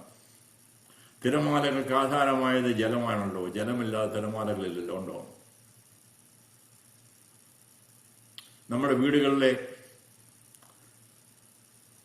തടികൾ കൊണ്ട് ഉണ്ടാക്കിയ വസ്തുക്കൾ, ഫർണിച്ചറൊക്കെ ഉണ്ടല്ലോ, തടിയില്ലാതെ ആ ഫർണിച്ചർ ഉണ്ടാകുന്നില്ലല്ലോ, ഉണ്ടാകുമോ? അപ്പോൾ അതിന് ഈ ഫർണിച്ചറിനെല്ലാം ആധാരമായ ഒന്നുണ്ട് തടി. എല്ലാ ആഭരണങ്ങൾക്കും ആധാരമായ ഒന്നുണ്ട് സ്വർണ്ണാഭരണത്തിന് കേട്ടോ, സ്വർണ്ണാഭരണം എടുക്കുക. ഇപ്പോഴത്തെ കാലത്ത് എല്ലാ സ്വർണ്ണാഭരണങ്ങൾക്കും ആധാരമായത് സ്വർണ്ണം. എന്നാൽ ആ ആഭരണങ്ങള് അല്ല സ്വർണം. ആഭരണങ്ങൾ വ്യത്യസ്തമായ ഒരു രൂപമാണ്, അതിനാധാരമായ ഒന്നാണ് സ്വർണം എന്ന് പറയുന്നത്. അപ്പോൾ ആധാരമായി മാറ്റം വരാത്ത ആ സ്വർണത്തിന് മാറ്റം വരുന്നോ? ഈ ജലത്തിന് മാറ്റം വരുന്നുണ്ടോ? ജലം എപ്പോഴും ജലമായിരിക്കുന്നു. ആ ജലം തന്നെ വലിയ തിരമാലകളായി നമ്മൾ കാണുമ്പോഴും ആ തിരമാലകളെ വളരെ ചെറിയ തിരമാലകളായി കാണുമ്പോഴും അത് നിശ്ചലമാകുമ്പോഴും ജലം തന്നെയായിരിക്കുന്നു, മാറ്റം വരുന്നില്ല. എന്നാൽ തിരമാലകൾക്ക് ധാരാളം മാറ്റം വന്നു. അതുപോലെ എല്ലാ മാറ്റത്തിനും ആധാരമായ മാറ്റമില്ലാത്ത മറ്റൊന്നുണ്ട് എന്ന് നമ്മൾ മനസ്സിലാക്കേണ്ടതായിട്ടിരിക്കുന്നു. ആ മറ്റൊന്നിന്റെ ആധാരമില്ലാതെ ഈ മാറ്റമുള്ളത് ഉണ്ടാകുകയുമില്ല എന്ന് നമ്മൾ മനസ്സിലാക്കേണ്ടതായിട്ടിരിക്കുന്നു. അപ്പോൾ സത്തെന്താണ് അസത്തെന്താണ് എന്ന് നമുക്ക് മനസ്സിലായി. തത്വദർശികൾ ഇത് രണ്ടിനെയും ഒരുപോലെ കാണുന്നു, ശരിയായി മനസ്സിലാക്കിയിരിക്കുന്നു. അവർ സത്തെന്താണ് അസത്തെന്താണ് അവർ മനസ്സിലാക്കിയിരിക്കുന്നു. അങ്ങനെയാണ് അവരുടെ ജീവിതം. അതുകൊണ്ട് അവർക്ക് സമത്വഭാവത്തിൽ ജീവിക്കാൻ, ശാന്തിയോട് സമാധാനത്തോട് ജീവിക്കാനായിട്ട് സാധിക്കും. ദ്വന്ദ്ഭാവമോ കാമക്രോധ ലോകം മോഹാദികളോ അവർക്കില്ല. കാര്യം അവരെന്തിനെപ്പറ്റി ക്രോധിക്കുന്നു അത് അസത്താണെന്ന് മനസ്സിലായി. എന്തിനെ നിശ്ചലമായിരിക്കുന്നോ, ശാന്തതയോടുകൂടി എല്ലാത്തിനെയും കണ്ടുകൊണ്ടിരിക്കുന്നോ, അവിടെ കാമക്രോധ മോഹാദികൾ ഉണ്ടാവുകയില്ല. കാര്യം അത് ഏകമാണ്. രണ്ടുണ്ടെങ്കിലല്ലേ അതിനോട് എനിക്ക് ദേഷ്യം ഉണ്ടാകുന്നല്ലേ, അതിനോട് സ്നേഹം, അതിനോട് ദേഷ്യം, ഇതൊക്കെ ഉണ്ടാകുന്നത് എപ്പോഴേ? ഇതുള്ളപ്പോഴേ. ഇതും അതും രണ്ടുണ്ട് അല്ലേ. അപ്പൊ എപ്പോഴും നമുക്ക് ഈ രണ്ടെന്നുള്ള ഭാവം ഉണ്ടായി വരുന്നു. അപ്പോൾ നമുക്ക് നമ്മളിൽ വ്യത്യാസം വരുന്നു. ഒന്ന് വലുതേ, ഒന്ന് അല്ലതേ, ഒന്ന് ചീത്ത, ഇങ്ങനെയൊക്കെയുള്ള വ്യത്യാസം വരുന്നു. എന്നാൽ ഒന്ന് മാത്രമേ ഉള്ളൂ, അത് ഞാനാണെന്ന് മനസ്സിലായാലോ.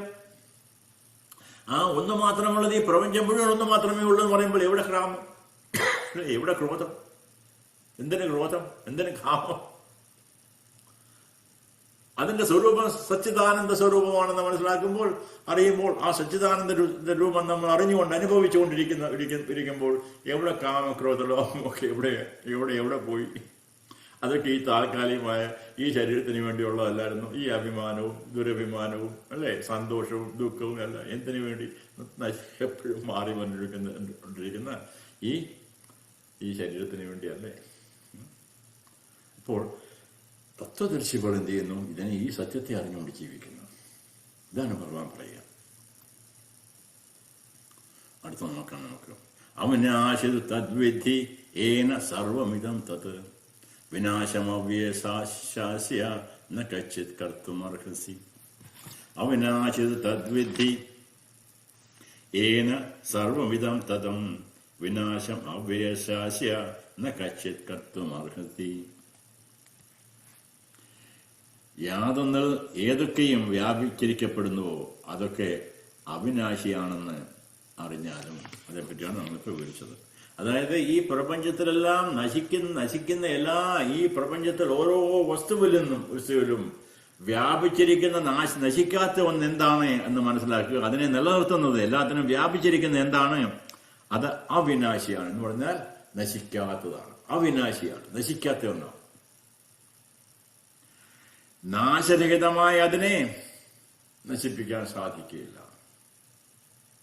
എന്തായിരിക്കും ഭഗവാൻ പറഞ്ഞത്? നമ്മളിപ്പോൾ വിവരിച്ചത് തന്നെ. അതായത് ശ്രദ്ധിക്കുക, എത്ര സരളമാണിതല്ലേ, എത്ര കഠിനമായി നമ്മൾ വിചാരിച്ചിരിക്കുന്നു. This is very very very simple, very simple. രഹസ്യമാണിതെങ്കിൽ മധ്യരഹസ്യമാണ്. പക്ഷേ ശ്രദ്ധിച്ചു കേട്ട് കഴിഞ്ഞാൽ, ഒന്നുകൂടെ ശ്രദ്ധിച്ചു കേൾക്കുക, മനനം ചെയ്തുകൊണ്ട് എനിക്കത് അറിയണം, ഇതിന്റെ രഹസ്യം അറിയണം, ഭഗവത്ഗീതയുടെ രഹസ്യം അറിയണം. ഇതാണ് ഭഗവത്ഗീതയുടെ രഹസ്യം കേട്ടോ. മുമ്പോട്ട് പോകുമ്പോൾ ഈ രഹസ്യത്തിന്റെ വിവരണമാണ്. എന്താണ് രഹസ്യം? ഒന്നുകൂടെ പറയാം. വളരെ ശ്രദ്ധിച്ച് മനനം ചെയ്ത് ഭഗവാനെ ധ്യാനിച്ചുകൊണ്ട്, ഏതൊരു ഇഷ്ടദേവനെയാണ് ധ്യാനിച്ചുകൊണ്ട് കേൾക്കുക. വളരെ സരളമായി ചെയ്യും. ഞാൻ എന്നെ അറിയാൻ ആഗ്രഹിക്കുകയാണ്. അപ്പോഴാണ് ഞാൻ എൻ്റെ പ്രവൃത്തികളെപ്പറ്റി ഞാൻ ചിന്തിക്കുക. ഞാൻ എഴുന്നേൽക്കുന്നു, ആഹാരം കഴിക്കുന്നു, മറ്റു പ്രവൃത്തികൾ ചെയ്യുന്നു, പല കൈകൾ കൊണ്ടും കാലുകൊണ്ടും മറ്റു ധാരാളം പ്രവൃത്തികൾ ചെയ്യുന്നു. അപ്പോൾ ഞാൻ ശരീരം എന്നുള്ളത് നമുക്കൊരു ബുദ്ധിമുട്ടുമില്ല. ഗോചരമാണല്ലോ, കാണാമല്ലോ.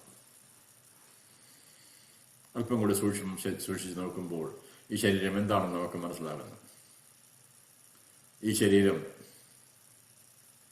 ത്വക്ക്, ഞരമ്പ്, അതിനുള്ളിൽ എല്ല്, പിന്നെ ആ എല്ലിനുള്ളിൽ മജ്ജ, രക്തം, ഇവയെല്ലാമാണല്ലോ ഈ ശരീരം എന്ന് പറയുന്നത്. അതും നമുക്ക് സരളമാണ് മനസ്സിലാക്കാൻ. പക്ഷേ ഈ ശരീരം അത് മാത്രമല്ലല്ലോ ഞാൻ. എനിക്ക് ചിന്തിക്കാൻ കഴിവുണ്ടല്ലോ, ഓർക്കുന്നുണ്ടല്ലോ. ഇപ്പോൾ സൂക്ഷ്മമായ ശരീരം എനിക്കുണ്ടല്ലോ, മറ്റു ശരീരമുണ്ടല്ലോ, കുറച്ചുകൂടെ വ്യാപിച്ചിരിക്കുന്ന ശരീരമുണ്ടല്ലോ എനിക്ക്. ഈ സ്ഥൂലമായ ശരീരത്തിന് വ്യാപകത്വമില്ല. ഇതെങ്ങും ഒരിടത്തിരിക്കുന്നു, അവിടെ ഇരിക്കുന്നു. എന്നാൽ മനസ്സല്ല, ചലിക്കാൻ സാധിക്കും. വ്യാപകത്വം ധാരാളമുണ്ട്. അപ്പോൾ ഞാനെന്ന് പറയുന്നത് ഈ ശരീരം മാത്രമല്ല, കുറെ കൂടെ വ്യാപിച്ചിരിക്കുന്ന, കുറെ കൂടെ വ്യാപിക്കുന്ന മറ്റൊന്നുണ്ട്. അതിന് സൂക്ഷ്മ ശരീരം എന്ന് പറയാം. ആ സൂക്ഷ്മ ശരീരത്തിൽ നമുക്ക് കർമ്മേന്ദ്രിയങ്ങൾ, ജ്ഞാനേന്ദ്രിയങ്ങളെ, അന്ധകരണങ്ങളെ ഇങ്ങനെ ഉൾപ്പെടുത്തി നമുക്ക് പൊതുവെ ഒന്നിച്ച് നമുക്ക് തൽക്കാലത്തേക്ക് സൂക്ഷ്മ ശരീരം എന്ന് പറയാം. ഈ സൂക്ഷ്മ ശരീരം ഇപ്പോൾ നമുക്ക് ചിന്തിച്ച് മനസ്സിലാക്കാം. ഞാൻ സൂക്ഷ്മ ശരീരവും, ഞാനെന്ന് പറയുന്നത് സൂക്ഷ്മ ശരീരവും സ്ഥൂല ശരീരവുമാണ്. പിന്നെ നമ്മൾ അടുത്ത പടിയിലേക്ക് പെട്ടെന്ന് പോകേണ്ടത് മനസ്സിലാക്കാൻ വേണ്ടി നമ്മുടെ സ്വന്തം ജീവിതത്തെപ്പറ്റി ചിന്തിക്കുക, സ്വന്തം ചെറുപ്പകാലത്തെപ്പറ്റി ചിന്തിക്കുക, സ്വന്തം യൗവനകാലത്തെപ്പറ്റി ചിന്തിക്കുക. അങ്ങനെ നമ്മുടെ അവസ്ഥയെപ്പറ്റി ചിന്തിക്കുക, നമ്മുടെ ജീവിതത്തെപ്പറ്റി ചിന്തിക്കുക. അപ്പോൾ നമുക്കറിയാം, നമുക്ക് ധാരാളം മാറ്റങ്ങൾ വന്നെന്ന് നമുക്കറിയാം, അല്ലേ?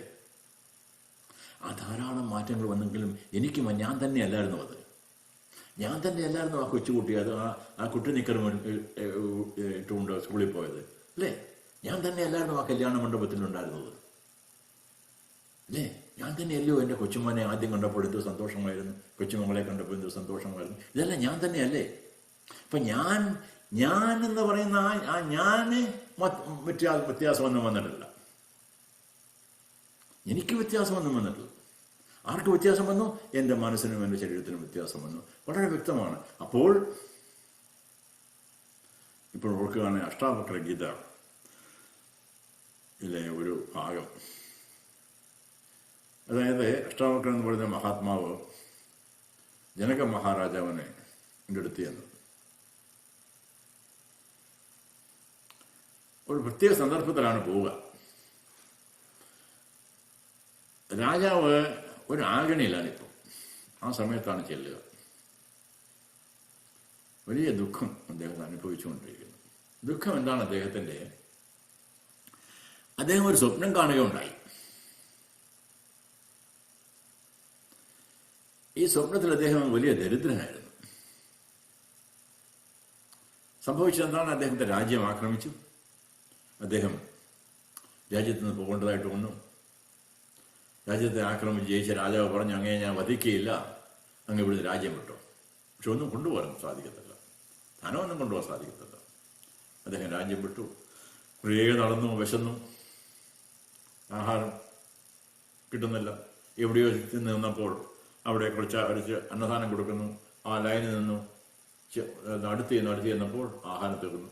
ഏതായാലും ഒരല്പം ആഹാരം അവിടുന്ന് ഒക്കെ എടുത്തു കൊടുത്തു.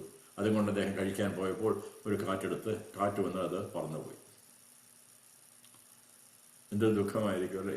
നമ്മൾ നടന്ന് വിശന്ന് അലഞ്ഞു പോകും, ഇച്ചിരി ആഹാരം കിട്ടി, ഇച്ചിരി വെള്ളം കിട്ടി, അത് കഴിക്കാൻ ആരംഭിക്കുമ്പോൾ ഇത് നശിച്ചു പോയി.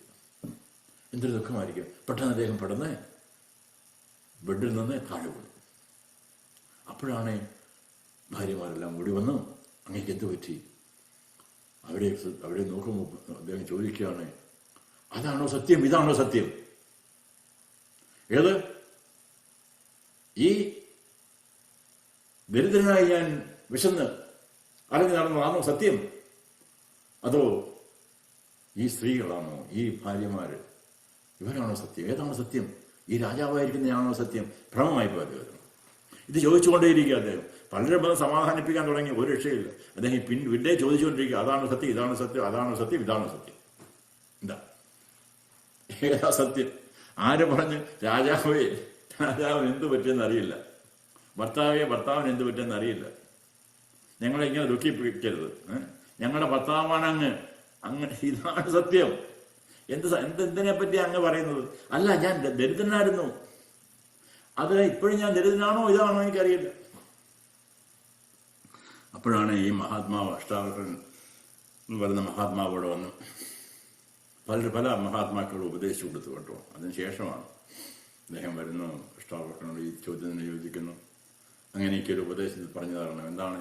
അതാണോ സത്യം, ഇതാണോ സത്യം? സന്ദർഭമെല്ലാം പറഞ്ഞു കൊടുത്തു. അഷ്ടാവക്രൻ പറഞ്ഞു, ആ മഹാത്മാവ് പറയാണ്, രാജാവേ, അത് സത്യമല്ല. ഏത്? ദരിദ്രനായിരുന്നല്ലോ, ദരിദ്രനാണെന്ന് ചിന്തിക്കുന്നല്ലോ, അത് സത്യമല്ല. തീർച്ചയായിട്ടും ഒരു സംശയമില്ല. വേറെ സത്യം എന്താണ്? ഇതും സത്യമല്ല. അതും സത്യമല്ല, ഇതും സത്യമല്ല. പിന്നെ എന്താണ് സത്യം? അങ്ങാണ് സത്യം, അങ്ങ് മാത്രമാണ് സത്യം. അതായത് ഈ ശരീരമോ ഈ മനസ്സോ ഈ അന്ധകരണമോ ഒക്കെ മാറി മറിഞ്ഞുകൊണ്ടിരിക്കുന്നതാണ്. സ്വപ്നത്തെ കണ്ടതോ ജാഗ്രത അവസ്ഥയിൽ കണ്ടതോ, ജാഗ്രത അവസ്ഥ വേറൊരനുഭവം, സ്വപ്നത്തിൽ വേറൊരനുഭവം, വീണ്ടും ജാഗ്രത, സ്വപ്നം, വന്നുകൊണ്ടേയിരിക്കുന്നു. പക്ഷെ അവിടെ നിന്ന് മാറാതിരിക്കുന്ന ഒരു സത്യമുണ്ട്. ആ സത്യം എന്ന് പറയുന്നത് ഈ ആത്മാവാണ്. യാതൊരു മാറ്റവുമില്ലാതെ ഈ രണ്ടവസ്ഥയും കണ്ടുകൊണ്ടിരിക്കുന്നു. അതാണ് മൂന്നാമത്തെ അവസ്ഥ.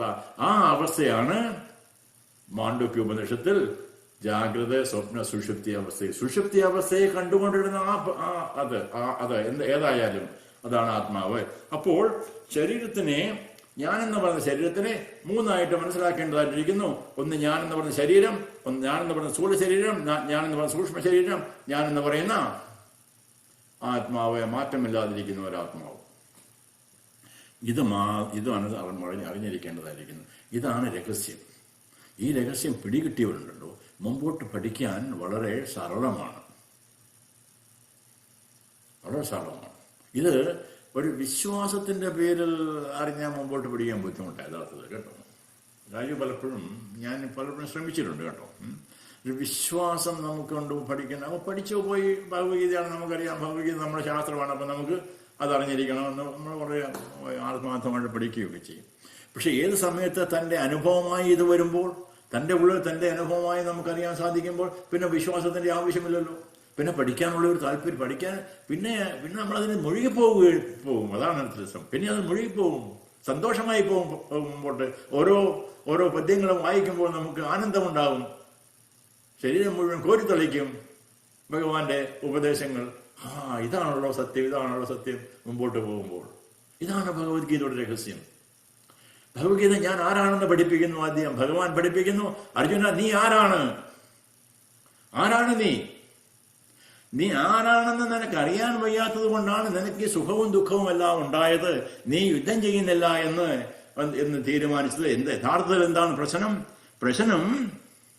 നീ യഥാർത്ഥത്തിൽ ആരാണെന്ന് നിനക്ക് അറിയുന്നില്ല. ഈ രാജാക്കന്മാരാരാണെന്ന് നീ അറിയുന്നില്ല. അതാണ് സത്യം. ഈ സത്യത്തെ അറിഞ്ഞാൽ ഒരു ബുദ്ധിമുട്ടുള്ളത് നമുക്ക് മനസ്സിലാക്കാനായിട്ട്. ഇത് വളരെ പ്രധാനപ്പെട്ട ഭാഗം. വീണ്ടും നമുക്ക് മുമ്പോട്ട് പോകുമ്പോൾ ഈ രീതിയിലുള്ള ചിന്തനങ്ങൾ നമുക്കുണ്ടാകണം. നമ്മൾ മനനം ചെയ്യുകയും ചെയ്യണം. എങ്കിൽ മാത്രമേ നമുക്ക് വളരെ രഹസ്യമായത്, എത്ര രഹസ്യമായത്, വളരെ കഠിനമായത്. രഹസ്യം എന്ന് പറഞ്ഞാൽ മനസ്സിലാക്കാൻ ബുദ്ധിമുട്ടുള്ളതാണ്. അല്ലാതെ രഹസ്യം എന്ന് പറഞ്ഞാൽ ആരോടും പറയില്ലെന്നൊന്നും അല്ല കേട്ടോ. അങ്ങനെയൊന്നും അല്ല. രഹസ്യം എന്ന് പറഞ്ഞാൽ നിഗൂഢമായിരിക്കുന്നത്, മനസ്സിലാക്കാൻ ബുദ്ധിമുട്ടുള്ള ഒന്നെന്നർത്ഥം. എത്ര സരളമാണ് യഥാർത്ഥത്തിൽ അല്ലേ? എത്ര സരളമായ ഒരു ശാസ്ത്രത്തെ പറ്റിയാണ് ഈ പറയുന്നത്. അതീവ നിഗൂഢമാണെന്ന്. പക്ഷെ ശ്രദ്ധ ആവശ്യം, നല്ല ശ്രദ്ധ ആവശ്യം. എങ്കിലും കിട്ടത്തുള്ളൂ. എളുപ്പം കിട്ടും. എത്ര മനോഹരമായ ഒരു ഭാഗമാണെന്ന് അർത്ഥം. അടുത്ത 2-3 ശ്ലോകം കൂടെ നമുക്ക് തീർച്ചയായിട്ടും നോക്കാമെന്ന് വിചാരിക്കുന്നു. അടുത്ത 2 ശ്ലോകം കൂടെയെങ്കിലും 2 ശ്ലോകങ്ങൾ. അന്തവന്ത ഇമേ ദേഹ നിത്യസോക്താ ശരീരിണഃ അനാശിനോ പ്രമേയസ്യ തസ്മാത് യുധ്യസ്വ ഭാരത. നീ എഴുന്നേറ്റ് യുദ്ധം ചെയ്യുക അർജുന. എഴുന്നേറ്റ് യുദ്ധം ചെയ്ത്. അന്തവന്ത ഇമേ ദേഹ നിത്യസോക്താ ശരീരിണഃ അനാശിനോ പ്രമേയസ്യ തസ്മാത് യുധ്യസ്വ ഭാരത. നിത്യനാശിനഃ, നിത്യസ്യ നാശിനഃ. നിത്യസ്യ എന്ന് പറഞ്ഞാൽ നിത്യത്തിന്റെ. നീ നിത്യനും നാശരഹിതനും അറിവിന് വിഷയമില്ലാത്തവനുമായ ആത്മാവിന്റെ ഈ ദേഹങ്ങൾ നശ്വരങ്ങളാണെന്ന് പറയപ്പെട്ടിരിക്കുന്നു. അത് നിത്യനും നാശരഹിതനും അറിവിന് വിഷയമില്ലാത്തവനുമായ ആത്മാവിന്റെ ഈ ദേഹങ്ങൾ നശ്വരങ്ങളാണെന്ന് പറയപ്പെടുന്നു. നമുക്ക് മനസ്സിലായി അല്ലേ? ഈ ദേഹം നശ്വരമാണ്. പറയപ്പെടുകയല്ല, നമുക്കിപ്പോൾ മനസ്സിലായി. ഭഗവാൻ പറയപ്പെടുന്നതൊക്കെ പറഞ്ഞു, പക്ഷെ ഞങ്ങൾക്കിപ്പം മനസ്സിലായി. ഭഗവാൻ നേരത്തെ പറഞ്ഞെന്നില്ലയോ, അത് പിടികിട്ടി ഞങ്ങൾക്ക്. ഇപ്പം ഞങ്ങൾക്ക് മനസ്സിലായി കേട്ടോ. ഭഗവാനെ ഞങ്ങൾക്ക് മനസ്സിലായി. ഭഗവാൻ നേരത്തെ പറഞ്ഞ രഹസ്യം അല്ലേ? ഈ ശരീരം എന്ന് പറഞ്ഞ് നശിക്കുന്നതാണെന്ന് ഞങ്ങൾ തന്നെ കണ്ടുപിടിച്ചു ഭഗവാനെ അല്ലേ? ഭഗവാൻ പറഞ്ഞ രഹസ്യത്തെ ഇപ്പം ഞങ്ങൾ തത്വദർശികളെ മാത്രമല്ല, ഞങ്ങൾക്ക് ഇച്ചിരൊക്കെ പിടികിട്ടും കേട്ടോ അല്ലേ? സത്യമല്ലയോ? നമുക്ക് ഇച്ചിരൊക്കെ പിടി. തത്വദർശികൾ നല്ല ഭഗവാൻ പറഞ്ഞു, അവരൊക്കെ നല്ല ഭംഗിയായിട്ട് അറിഞ്ഞു. നമുക്ക് ഇച്ചിരൊക്കെ പിടികിട്ടി. അത് ഭഗവാന്റെ കാരണം കൊണ്ട് അല്ലാതെ ഉള്ളിൽ പോയിട്ടുണ്ടെന്നാ തോന്നുന്നത് അല്ലേ? വളരെ എന്തൊരു സന്തോഷം അല്ലേ? ഭഗവാൻ പറയുന്നത്. അതായത് നശിക്കുന്ന ഒന്നില്ല, അത് നശിക്കുന്നില്ല എന്നർത്ഥം. എന്നിട്ട് ഏനം വേത്തിഹന്താരം യച്ഛൈനം മന്യതേ കഥം ഉപൗതഗുണ വിജാനീതോ നായം ഹന്തിന ഹന്യതേ. ഏനം വേത്തിഹന്താരം യച്ഛൈനം മന്യതേ ഹതം ഉഭൗതൗന വിജാനീതോ നായം ഹന്യത ഹന്യതേ. ഏനം വേത്തിഹന്താരം യച്ഛൈനം മന്യതേ ഹതം ഉഭൗതൗന വിജാനീതോ നായം ഹന്യത ഹന്യതേ. പറയുന്നു, ആര് ആത്മാവിനെ ഹന്താവെന്ന് കരുതുന്നു, മാത്രമല്ല ആര് ആത്മാവിനെ ഹനനെന്ന് കരുതുന്നു, അവർ രണ്ടുപേരും വാസ്തവം അറിയുന്നില്ല. അല്ലേ? നമ്മളതേപ്പറ്റി പറഞ്ഞു. യഥാർത്ഥത്തിൽ ഈ ആത്മാവ് നശിക്കുന്നവനാണെന്നോ ആത്മാവ് വേറെ ഒരാളെ നശിപ്പിക്കുമെന്ന് അറിയുന്നവരോ വാസ്തവം യഥാർത്ഥം അവരറിയുന്നില്ലെന്നർത്ഥം. കാര്യം എന്തുകൊണ്ട്? അത് നശിക്കുന്നതല്ല, നശിക്കുന്ന ഈ ശരീരമാണ്. അവരെന്തുകൊണ്ടാണ് അങ്ങനെ ചിന്തിക്കുന്നത്? ഈ ശരീരം, മനസ്സ്, ബുദ്ധി എന്ന് പറയുന്നത് ആത്മാവുമായിട്ട് ഭിന്നമായിട്ട് കരുതാൻ അറിയാത്തവർ. നമുക്കറിയാം, അല്ലേ? നമ്മൾ പഠിച്ചു, നമ്മളങ്ങനെ ചിന്തിക്കത്തില്ല. നമുക്കറിയാം, നമ്മൾ ഈ ശരീരമെന്ന് പറയുന്നത് തൻ്റെ ത്വക്കും രക്തവും മജ്ജയും എല്ലും മജ്ജയും ഞരമ്പുകളുമെല്ലാം അടങ്ങിയ സാധനം മാത്രമാണ്. അതെന്തുണ്ടാക്കി? അന്നം കൊണ്ടുണ്ടാക്കിയതാണല്ലേ? അന്നമയമാണത്. ഒരു മാസം ഒന്നും കഴിക്കാതിരുന്നേ, ഇതൊക്കെ എവിടെ പോയി? ഒരു മാസം ഒന്നും കഴിക്കതല്ലേ? വെള്ളം പോലും കുടിക്കാൻ പോകുന്നില്ല. എന്തായിരിക്കും ഈ ശരീരത്തിൻ്റെ കാര്യമൊന്നും അറിയാൻ പറ്റുമോ? അല്ലേ? എവിടെ പോയതൊക്കെ? അപ്പൊ അത് അന്നമയമാണിത്, അന്നമയം കൊണ്ട് സൃഷ്ടിച്ചതാണ് ഇത്. അത് പോയി. എന്നാൽ മനസ്സും പ്രവർത്തിക്കുന്നില്ല എന്ന് ഉപനിഷത്ത് പഠിപ്പിക്കുന്നു. മനസ്സും അന്നം കൊണ്ട് ആണ് നിലനിർത്തുന്നത്. അന്നവും ജലവും കൊണ്ടാണ് മനസ്സിനെ നിലനിർത്തുന്നത്. മനസ്സിന് പ്രവർത്തിക്കാൻ സാധിക്കത്തില്ല. ഇപ്പൊ ചുരുക്കത്തിൽ നാം നാശമില്ലാത്തവെന്ന് മാറ്റമില്ലാത്തവെന്ന് നമ്മൾ പലപ്പോഴും വിചാരണ ചെയ്തു. ഇനിയും നമുക്ക് വിചാരണ ചെയ്യാം മുമ്പോട്ട് പോകുമ്പോൾ പല പ്രാവശ്യം. ഇത് പല പ്രാവശ്യം നമ്മൾ ഓർത്തോർത്തിരുന്നെങ്കിൽ നമുക്ക് വളരെ പ്രയോജനം എന്ന് പറഞ്ഞാൽ അതിനപ്പുറം പ്രയോജനമുള്ള ഒന്ന് നമുക്കില്ല. കാര്യം ഏതൊരു ചിന്തനമാണ് നമ്മൾ ഇപ്പോൾ ചെയ്തത്, അത് ഭഗവാൻ പറയുന്നത് വിദ്വാൻമാരെ, മഹാത്മാക്കള് ആണറിയുന്നത്. ഈ ചിന്തനത്തോട് നമ്മൾ മുമ്പോട്ട് പോയാൽ ഭഗവാൻ മുമ്പോട്ട് പറഞ്ഞു തരും, പിന്നെ ജനന മരണങ്ങളുടെ ആവശ്യം വരത്തില്ല എന്ന്. ഇതറിഞ്ഞുകൊണ്ട് ജീവിച്ചാൽ വീണ്ടും ഭഗവാൻ മുമ്പോട്ട്. ഇവിടെ ഇതേവരെ പറഞ്ഞല്ലേ, ഇനിയും പറയാൻ പോകുന്നു കേട്ടോ. ഇനിയും പറയാം, നമ്മൾ ശ്രദ്ധിക്കാം. അവിടെ ഈ അറിവുണ്ടായിരുന്നാൽ മാത്രം മതി. ഈ അറിവുണ്ടായിരുന്നു കഴിഞ്ഞാൽ ഞാൻ മാത്രമാണ്, ഞാൻ ഈ ശരീരമല്ല, മനസ്സുമല്ല, ബുദ്ധിയല്ല.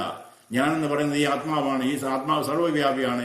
എൻ്റെ ആത്മാവും ഈ പ്രപഞ്ചത്തിലെ ഓരോ ചരാചരങ്ങളും ആ ആത്മാവാണ് നിലനിർത്തുന്നത് എന്നുള്ള ബോധം. അപ്പോഴാണ് അഹം ബ്രഹ്മാസ്മി എന്ന പദത്തിന് അഥവാ തത്വമസി എന്നുള്ള പദത്തിന് അർത്ഥം കൊടുക്കാൻ സാധിക്കുക. അതുവരെ അർത്ഥം കൊടുക്കാൻ സാധിക്കുന്നില്ല ആർക്കെങ്കിലും. ഇതറിയാതെ, ഈ ആത്മതത്വം അറിയാതെ എങ്ങനെ നമുക്ക് തത്വം അസി എന്ന് ഉള്ള പദങ്ങളെ നമ്മൾ വിവരിക്കാനായിട്ട് സാധിക്കും? അഹം ബ്രഹ്മ അസ്മി എന്നെങ്ങനെ വിവരിക്കാൻ സാധിക്കും? ഏത് സമയത്ത് ഈ തത്വങ്ങളെ അറിയുന്നില്ല. ഞാൻ ഈ ശരീര മനോബുദ്ധികളല്ല, ഞാൻ യഥാർത്ഥത്തിൽ ശരീര മനോബുദ്ധികളെ കണ്ടുകൊണ്ടും എന്നെ ആധാരമാക്കി നിലനിൽക്കുന്ന ഒന്നാണെന്ന് മനസ്സിലാക്കുമ്പോൾ അപ്പോൾ നമുക്കറിയാം മാറ്റം വരാത്ത ഒന്നാണ് ഇത്. നശിക്കാൻ സാധിക്കുന്ന ഒന്നല്ല, ഇത് മരിക്കുന്ന ഒന്നല്ല. ഈ രഹസ്യം നമുക്ക് വ്യക്തമാകും. ഭഗവാൻ പറയുന്ന വളരെ മനോഹരമായ ഒരു ശ്ലോകം, അതോട് നമുക്ക് വിചാരണം ചെയ്തിട്ട് നമുക്ക് ഇന്ന് നടത്താം. ന ജായതേ മ്രിയതേ വാ കഥാചിത് നായം ഭൂത്വാ ഭവിതാ വാ ന ഭൂയഃ അജോ നിത്യശാശ്വതോയം പുരാണോ ന ഹന്യതേ ഹന്യമാനേ ശരീരേ. ന ജായതേ മ്രിയതേ വാ കഥാചിത് നായം ഭൂത്വാ ഭവിതാവാനഭൂയഃ അജോ നിത്യശാശ്വതോയം പുരാണോ ന ഹന്യതേ ഹന്യമാനേ ശരീരേ. വളരെ സരളമായ പദം. ഇപ്പോൾ ഇതേവരെ നമ്മൾ പഠിച്ചതൊക്കെ അല്പം വിട്ടുപോയി. നമ്മൾ സാരമല്ല, ശ്രദ്ധിച്ച് കേട്ടവർക്ക് അത് മതി. പദങ്ങൾ പരിചയമൊന്നുമില്ല, സംസ്കൃത പദമാണ്, അതിൻ്റെ ഓരോ പദത്തിൻ്റെയും അർത്ഥം അറിയില്ല, സാരമല്ല. അതുകൊണ്ട് നമുക്ക് നമ്മുടെ മുമ്പോട്ടുള്ള സംസ്കൃത ഭഗവത്ഗീത പഠനത്തിന് ഒരു ബുദ്ധിമുട്ട് വരില്ല. പക്ഷെ ഇവിടെ ശ്രദ്ധിക്കണം, സരളമായ പദമാണല്ലോ. ന ജായത്തെ എന്ന് പറഞ്ഞാൽ ജായത പറഞ്ഞാൽ ജനിക്കുന്ന, ജന്മം എന്നർത്ഥം. ന ജായത്തെ ഒരിക്കലും ജനിക്കുന്നില്ല എന്നർത്ഥം. ന എന്ന് പറഞ്ഞാൽ ഇല്ല എന്നർത്ഥം. ന ജായത്തെ ഒരിക്കലും ജനിക്കുന്നില്ല. കഥാചിത് എന്ന് പറഞ്ഞാൽ ഒരിക്കലും എന്നർത്ഥം. കഥാചിത് ഒരിക്കലും എന്നർത്ഥം. ന ജായത്തെ കഥാചിത്. ന ജായത്തെ. ന അയം ഭൂത്വ. ഭൂത്വനെ ഉണ്ടായെന്നർത്ഥം. ഉണ്ടായിട്ട് ന ഭവിതാവാനഭൂയ. ഇല്ലാതിരിക്കുന്നതുമില്ല. ഉണ്ടായത് ഇല്ലാതിരിക്കുന്നുമില്ല, ഇല്ലാത്തത് ഉണ്ടാകത്തുമില്ല. ന ജായത ഒരിക്കലും ജനിക്കുന്നില്ല, ഒരിക്കലും ജനിക്കുന്നതല്ല, മരിക്കുന്നതല്ല. ജനിക്കണമെങ്കിൽ എന്താണ്? ഇല്ലാത്ത ഒന്നല്ല ജനിക്കുന്നതല്ലേ. മരണത്തിന് ശേഷമല്ല ജനിക്കാൻ പറ്റുമോ, അല്ലെങ്കിൽ പുതുതായിട്ടൊന്നല്ല ഉണ്ടാകാൻ പറ്റുമോ? ഇപ്പം നേരത്തെ ഉള്ളതാണെങ്കിൽ ഇപ്പം ജനിച്ചെന്നങ്ങനെ നമ്മൾ പറയുന്നതല്ലേ.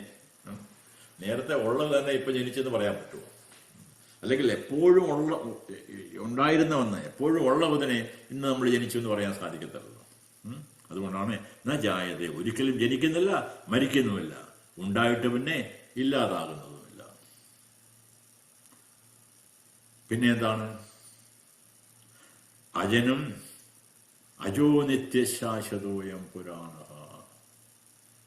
അജോ നിത്യശാശ്വതോയം പുരാണ ന ഹന്യതേ ഹന്യമാനേ ശരീരേ. വളരെ ഇത്ര ശക്തമായ ഒരു പ്രസ്താവനയാണ് ഭഗവാൻ അല്ലേ. അജനും ജനിക്കാത്തവനും നിത്യനും ശാശ്വതനും. 3 പദങ്ങളും ഒന്ന് തന്നെയാണ് നമുക്ക് തോന്നിയെങ്കിലും അത്ര ഗംഭീരം നോക്കുകയാണെ.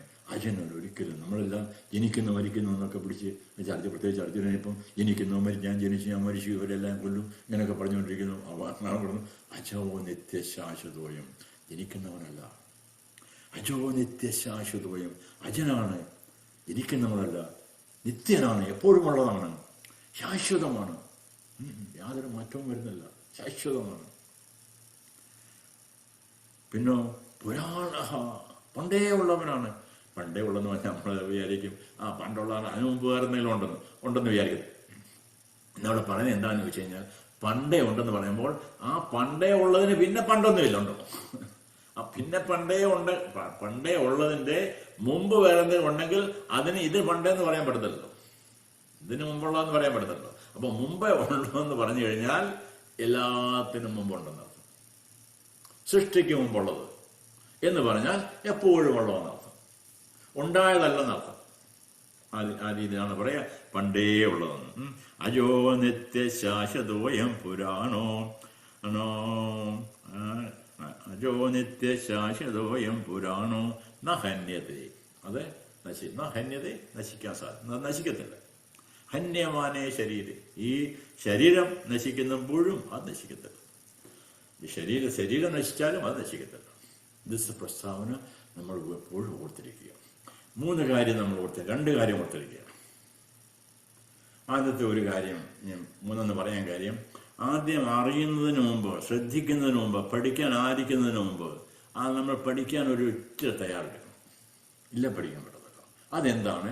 കാർപ്പണ്യദോഷോ ഭഗത സ്വഭാവ പൃച്ഛാമി ത്വാം ധർമ്മസമ്മൂഢചേതാ യശ്രേയസാൻ നിശ്ചിതം ബ്രൂഹി തന്മേ ശിഷ്യസ്തേഹം ശാധിമാം ത്വാം പ്രപന്നം. ഈ ഭാവം നമുക്കുണ്ടായിരിക്കണം. അതായത് നമ്മുടെ അറിവിനെ, നമുക്കെല്ലാം സാമാന്യ രീതിയിലുള്ള അറിവുകൾ നമുക്കുണ്ടല്ലോ. തൽക്കാലത്ത് ശാസ്ത്രം പഠിക്കുമ്പോൾ നമ്മൾ തൽക്കാലത്തിൽ നിന്ന് മാറ്റി വെച്ചിട്ട് ഭഗവാൻ പറയുന്നത് ശ്രദ്ധിക്കുക. അവിടെ നമ്മൾ പൂർണ്ണമായി വിശ്വസിക്കുക. തുടക്കത്തിൽ കേട്ടോ, തുടക്കത്തിൽ ആ വിശ്വാസം, ഭഗവാനുള്ള ആ വിശ്വാസം. നമ്മൾ ഭക്തരാണെങ്കിൽ ഭഗവാനോട് ഭക്തിയുണ്ട്. നമ്മൾ ക്ഷേത്രത്തിൽ പോയി ആരാധന നടത്തുന്നവരാണ്. അവിടെ സംശയമൊന്നും ഉണ്ടെന്നല്ല പറയും. ഇവിടുത്തെ ഭഗവാൻ വ്യത്യാസമാണ് കേട്ടോ.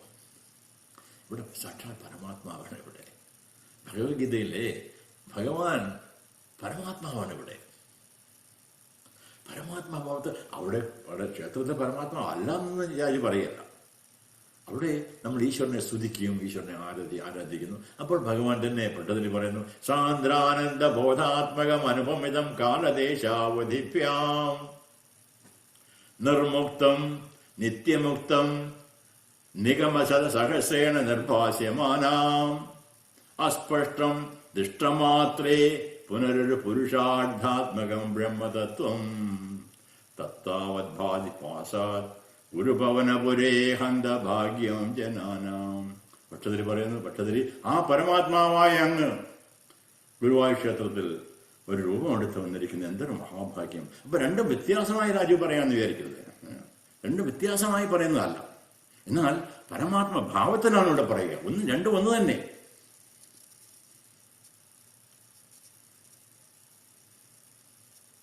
സാക്ഷാ പരമാത്മാവ് തന്നെയാണ് സാക്ഷാത് ശ്രീകൃഷ്ണനായിട്ടും ഗുരുവായൂരപ്പനായിട്ട് നമ്മുടെ മുമ്പിൽ ഒരു ശരീരമെടുത്ത് നമുക്ക് ഉപദേശിച്ചു തന്നതെന്നാണ്.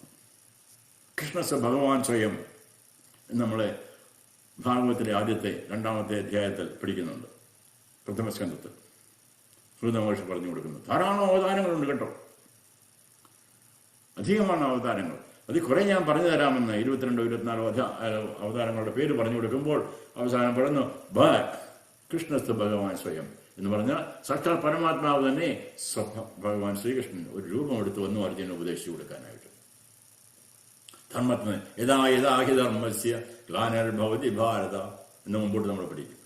ഞാൻ ധർമ്മത്തിന് ച്യുതിയ ഉണ്ടാകുമ്പോൾ ഞാൻ അവതരിച്ച് ധർമ്മത്തെ വീണ്ടും ഞാൻ നിലനിർത്താൻ വേണ്ടി വരും.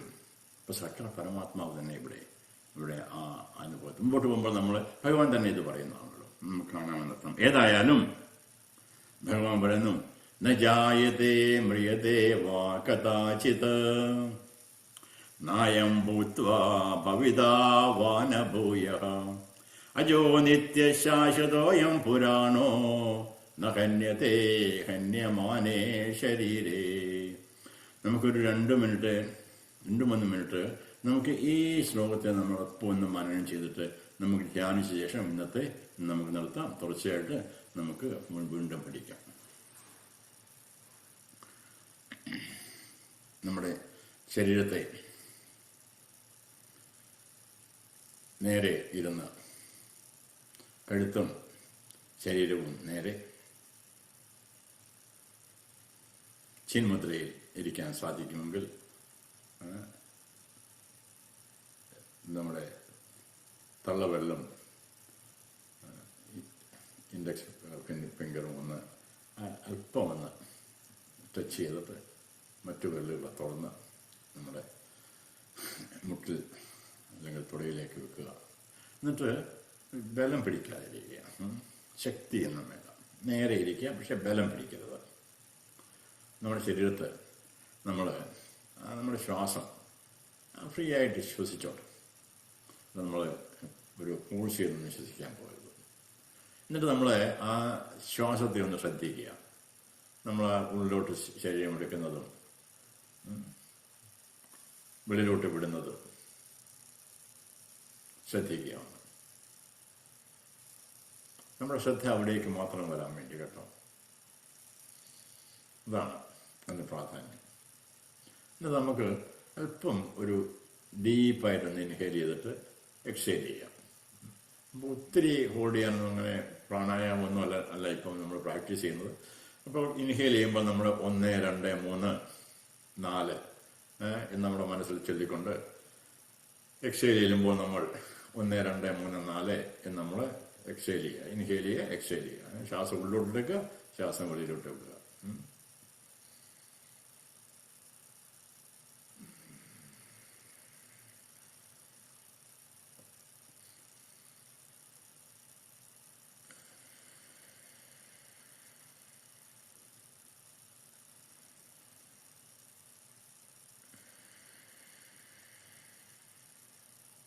എന്നിട്ട് നമ്മളിരിക്കുന്ന സ്ഥലം,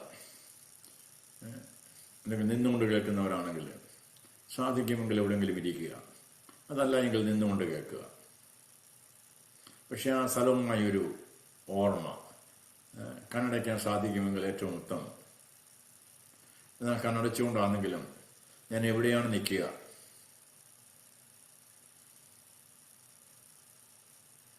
എൻ്റെ പാദം എവിടെയാണ് ഉള്ളത്,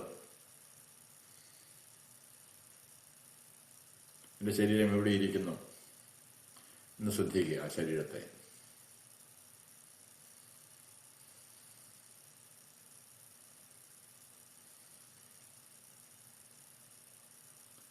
ശേഷം വീണ്ടും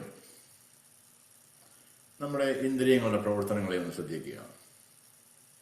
ശബ്ദ, സ്പർശ, രസ, രൂപ, ഗന്ധ ആദികളുടെ ആ പ്രവർത്തനങ്ങളെ ഓരോന്നും, രുചിച്ചിട്ടുള്ള ഒരു ഭക്ഷണമോ, മണത്തിലുള്ള ഒരു മണമോ, സ്പർശിച്ചിട്ടുള്ള മൃദുവായ ഒരു പദാർത്ഥമോ എന്തെങ്കിലും ആയിക്കോട്ടെ, നമ്മുടെ മനസ്സിൽ ആ ഇന്ദ്രിയങ്ങളെ ഒരു ബഹുമാന രൂപേണ നമ്മുടെ മനസ്സിൽ കാണാൻ വേണ്ടി, നമ്മുടെ ശ്രദ്ധ അതിലേക്ക് പോകാൻ വേണ്ടി അല്പം ഒരു പരിശ്രമം നടത്തുക. അതോടൊപ്പം നമ്മുടെ ഇന്ദ്രിയങ്ങൾ തന്നെയാണല്ലോ ഈ മനസ്സും. ആ മനസ്സിനോടും അല്പം താതാത്മ്യപ്പെടുക. ആ മനസ്സിനെ ഒന്ന് ചിന്തിക്കുക. മനസ്സിനെ മറ്റെങ്ങും പോവാതെ നമ്മുടെ ശരീരത്തിലേക്കും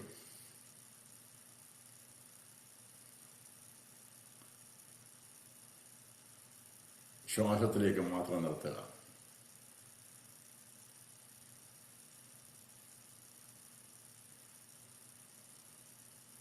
നമ്മൾ പഠിച്ച ഈ ഭാഗങ്ങൾ നമുക്ക് അല്പം ഒന്ന് മനനം ചെയ്യാം. ഭഗവാൻ പറഞ്ഞു, നീ മരിക്കുന്നില്ല, ഞാൻ മരിക്കുന്നില്ല, ഈ രാജാക്കന്മാരും മരിക്കുന്നില്ല. അപ്പോൾ നമുക്ക് മനസ്സിലായി, ഭഗവാൻ ഈ ശരീരത്തെ പറ്റിയല്ല പറയുക, ഈ ശരീരം നശിക്കുന്നതാണെന്നും ശരീരമല്ലാത്ത മറ്റൊരു വസ്തുവിനെ പറ്റിയാണ് പറയുക. അങ്ങനെ നമ്മൾ അല്പം ഭഗവത്ഗീതയിൽ ഭഗവാൻ ഇനിയും പഠിപ്പിക്കാൻ പോകുന്ന ചില ഭാഗത്തേക്ക് എത്തി. അവസ്ഥാത്രയത്തെ പറ്റി നമ്മൾ ചിന്തിച്ചു. ജാഗ്രത, സ്വപ്നം, സുഷുപ്തി, ഈ അവസ്ഥകളെപ്പറ്റി നമ്മൾ ചിന്തിച്ചു. നമുക്ക് മനസ്സിലായി, ജാഗ്രത അവസ്ഥയിൽ എൻ്റെ ശരീരവും മനസ്സും മറ്റെന്തോ പ്രവർത്തിക്കുന്നു. ശരീരം പ്രവർത്തിക്കുന്നു എന്നുള്ളത് നിശ്ചിതമാണ്, മനസ്സും പ്രവർത്തിക്കുന്നു എന്നുള്ളത് നമുക്കറിയാം. മറ്റെന്തോ ഉണ്ടോ എന്നിപ്പോൾ നമുക്കറിയില്ല. അല്പം കൂടെ സൂക്ഷ്മമായി നമ്മൾ നിരീക്ഷിച്ചു. അപ്പോഴാണ് നമ്മൾ നമ്മുടെ സ്വപ്നാവസ്ഥയെപ്പറ്റി നമ്മൾ ചിന്തിക്കുക. പല സ്വപ്നങ്ങളും നമ്മൾ കണ്ടുവെങ്കിലും ആ കണ്ടുകൊണ്ടിരുന്ന സമയത്ത് ഞാൻ പലതായി മാറിയെങ്കിലും എൻ്റെ ശരീരം ചലിക്കുന്നില്ലായിരുന്നു. അപ്പോൾ എൻ്റെ മനസ്സ് തന്നെയാണ് ഈ ശരീരങ്ങളെ നിർമ്മിച്ചതും അനുഭവിച്ചതെല്ലാം മനസ്സ് തന്നെ. അപ്പോൾ ഞാൻ, എൻ്റെ മനസ്സും രണ്ടും രണ്ടാണ്. എൻ്റെ ശരീരമല്ല എൻ്റെ മനസ്സ്, എൻ്റെ മനസ്സല്ല എൻ്റെ ശരീരം. അപ്പം ഞാനെന്ന് പറയുമ്പോൾ ശരീരം, മനസ്സ് അഥവാ സൂക്ഷ്മ ശരീരം, സ്ഥൂല ശരീരം എന്ന് നമുക്ക് വിളിക്കാം. അല്പം കൂടെ മനനം ചെയ്തു.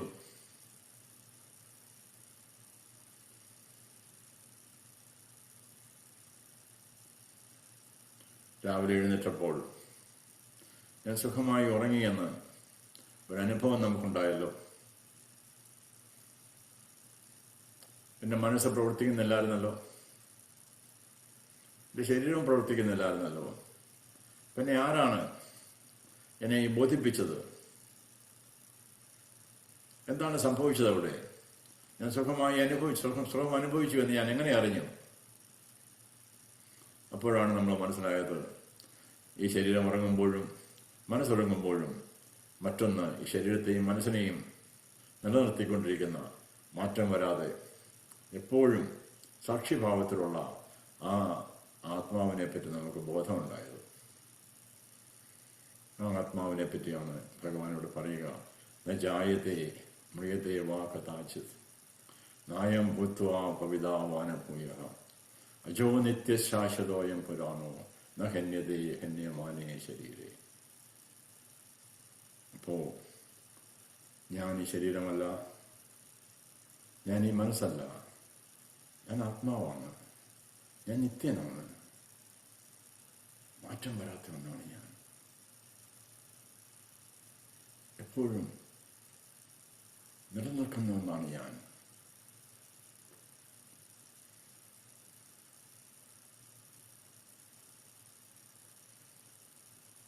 ആ നിത്യനായ ആ ആത്മാവിനെ നമ്മുടെ ഹൃദയത്തിൽ ഉൾക്കൊള്ളുക. അത് നമ്മുടെ ശരീരത്തിൽ ആസകലം, ഒരു പ്രത്യേക സ്ഥലത്തല്ല, എല്ലായിടത്തും. മാത്രമല്ല, ഈ മാറ്റം വരാത്ത ഒന്ന് തന്നെ ഇതുപോലെ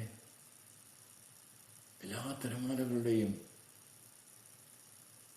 സത്യം ജലമാണ്. അതുപോലെ എല്ലാ ജീവന്റെയും എല്ലാ ചരാചരങ്ങളുടെയും സത്തായുള്ളത് ആ പരമാത്മാവ് മാത്രമാണ്. ആ ആത്മാവ് മാത്രമാണ്. ആത്മാവേകമാണ്. അവിടെ ഏകത്വമാണ്, ബഹുത്വമില്ല.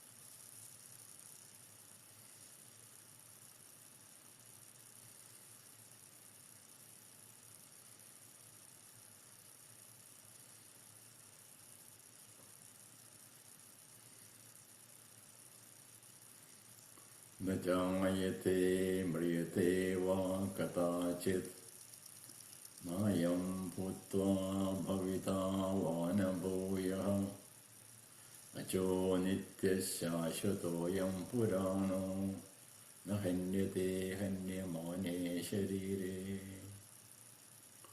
ന ജായത്തെ മ്രിയത്തെ വാ കഥാചിത് നായം ഭൂത്വാ ഭവിതാ വാ ന ഭൂയഃ അജോ നിത്യശാശ്വതോയം പുരാണോ ന ഹന്യതേ ഹന്യമാനേ ശരീരേ.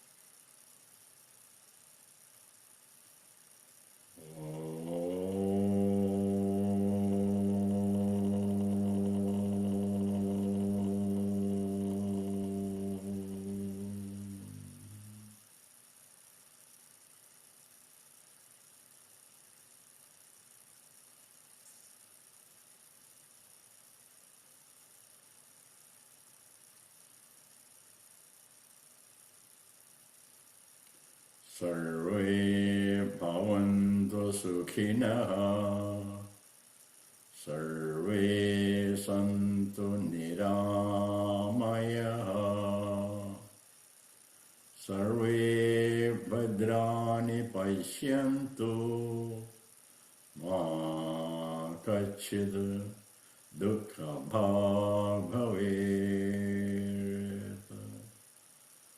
ഓം ശാന്തി ശാന്തി ശാന്തി. ഓം ശ്രീ ഗുരുഭ്യോ നമഃ.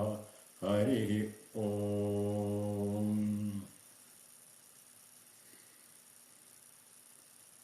Rub the hands, generate some heat. Place it on the ice.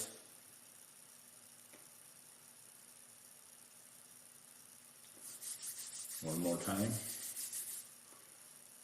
Gently rub the face, neck, shoulders, back,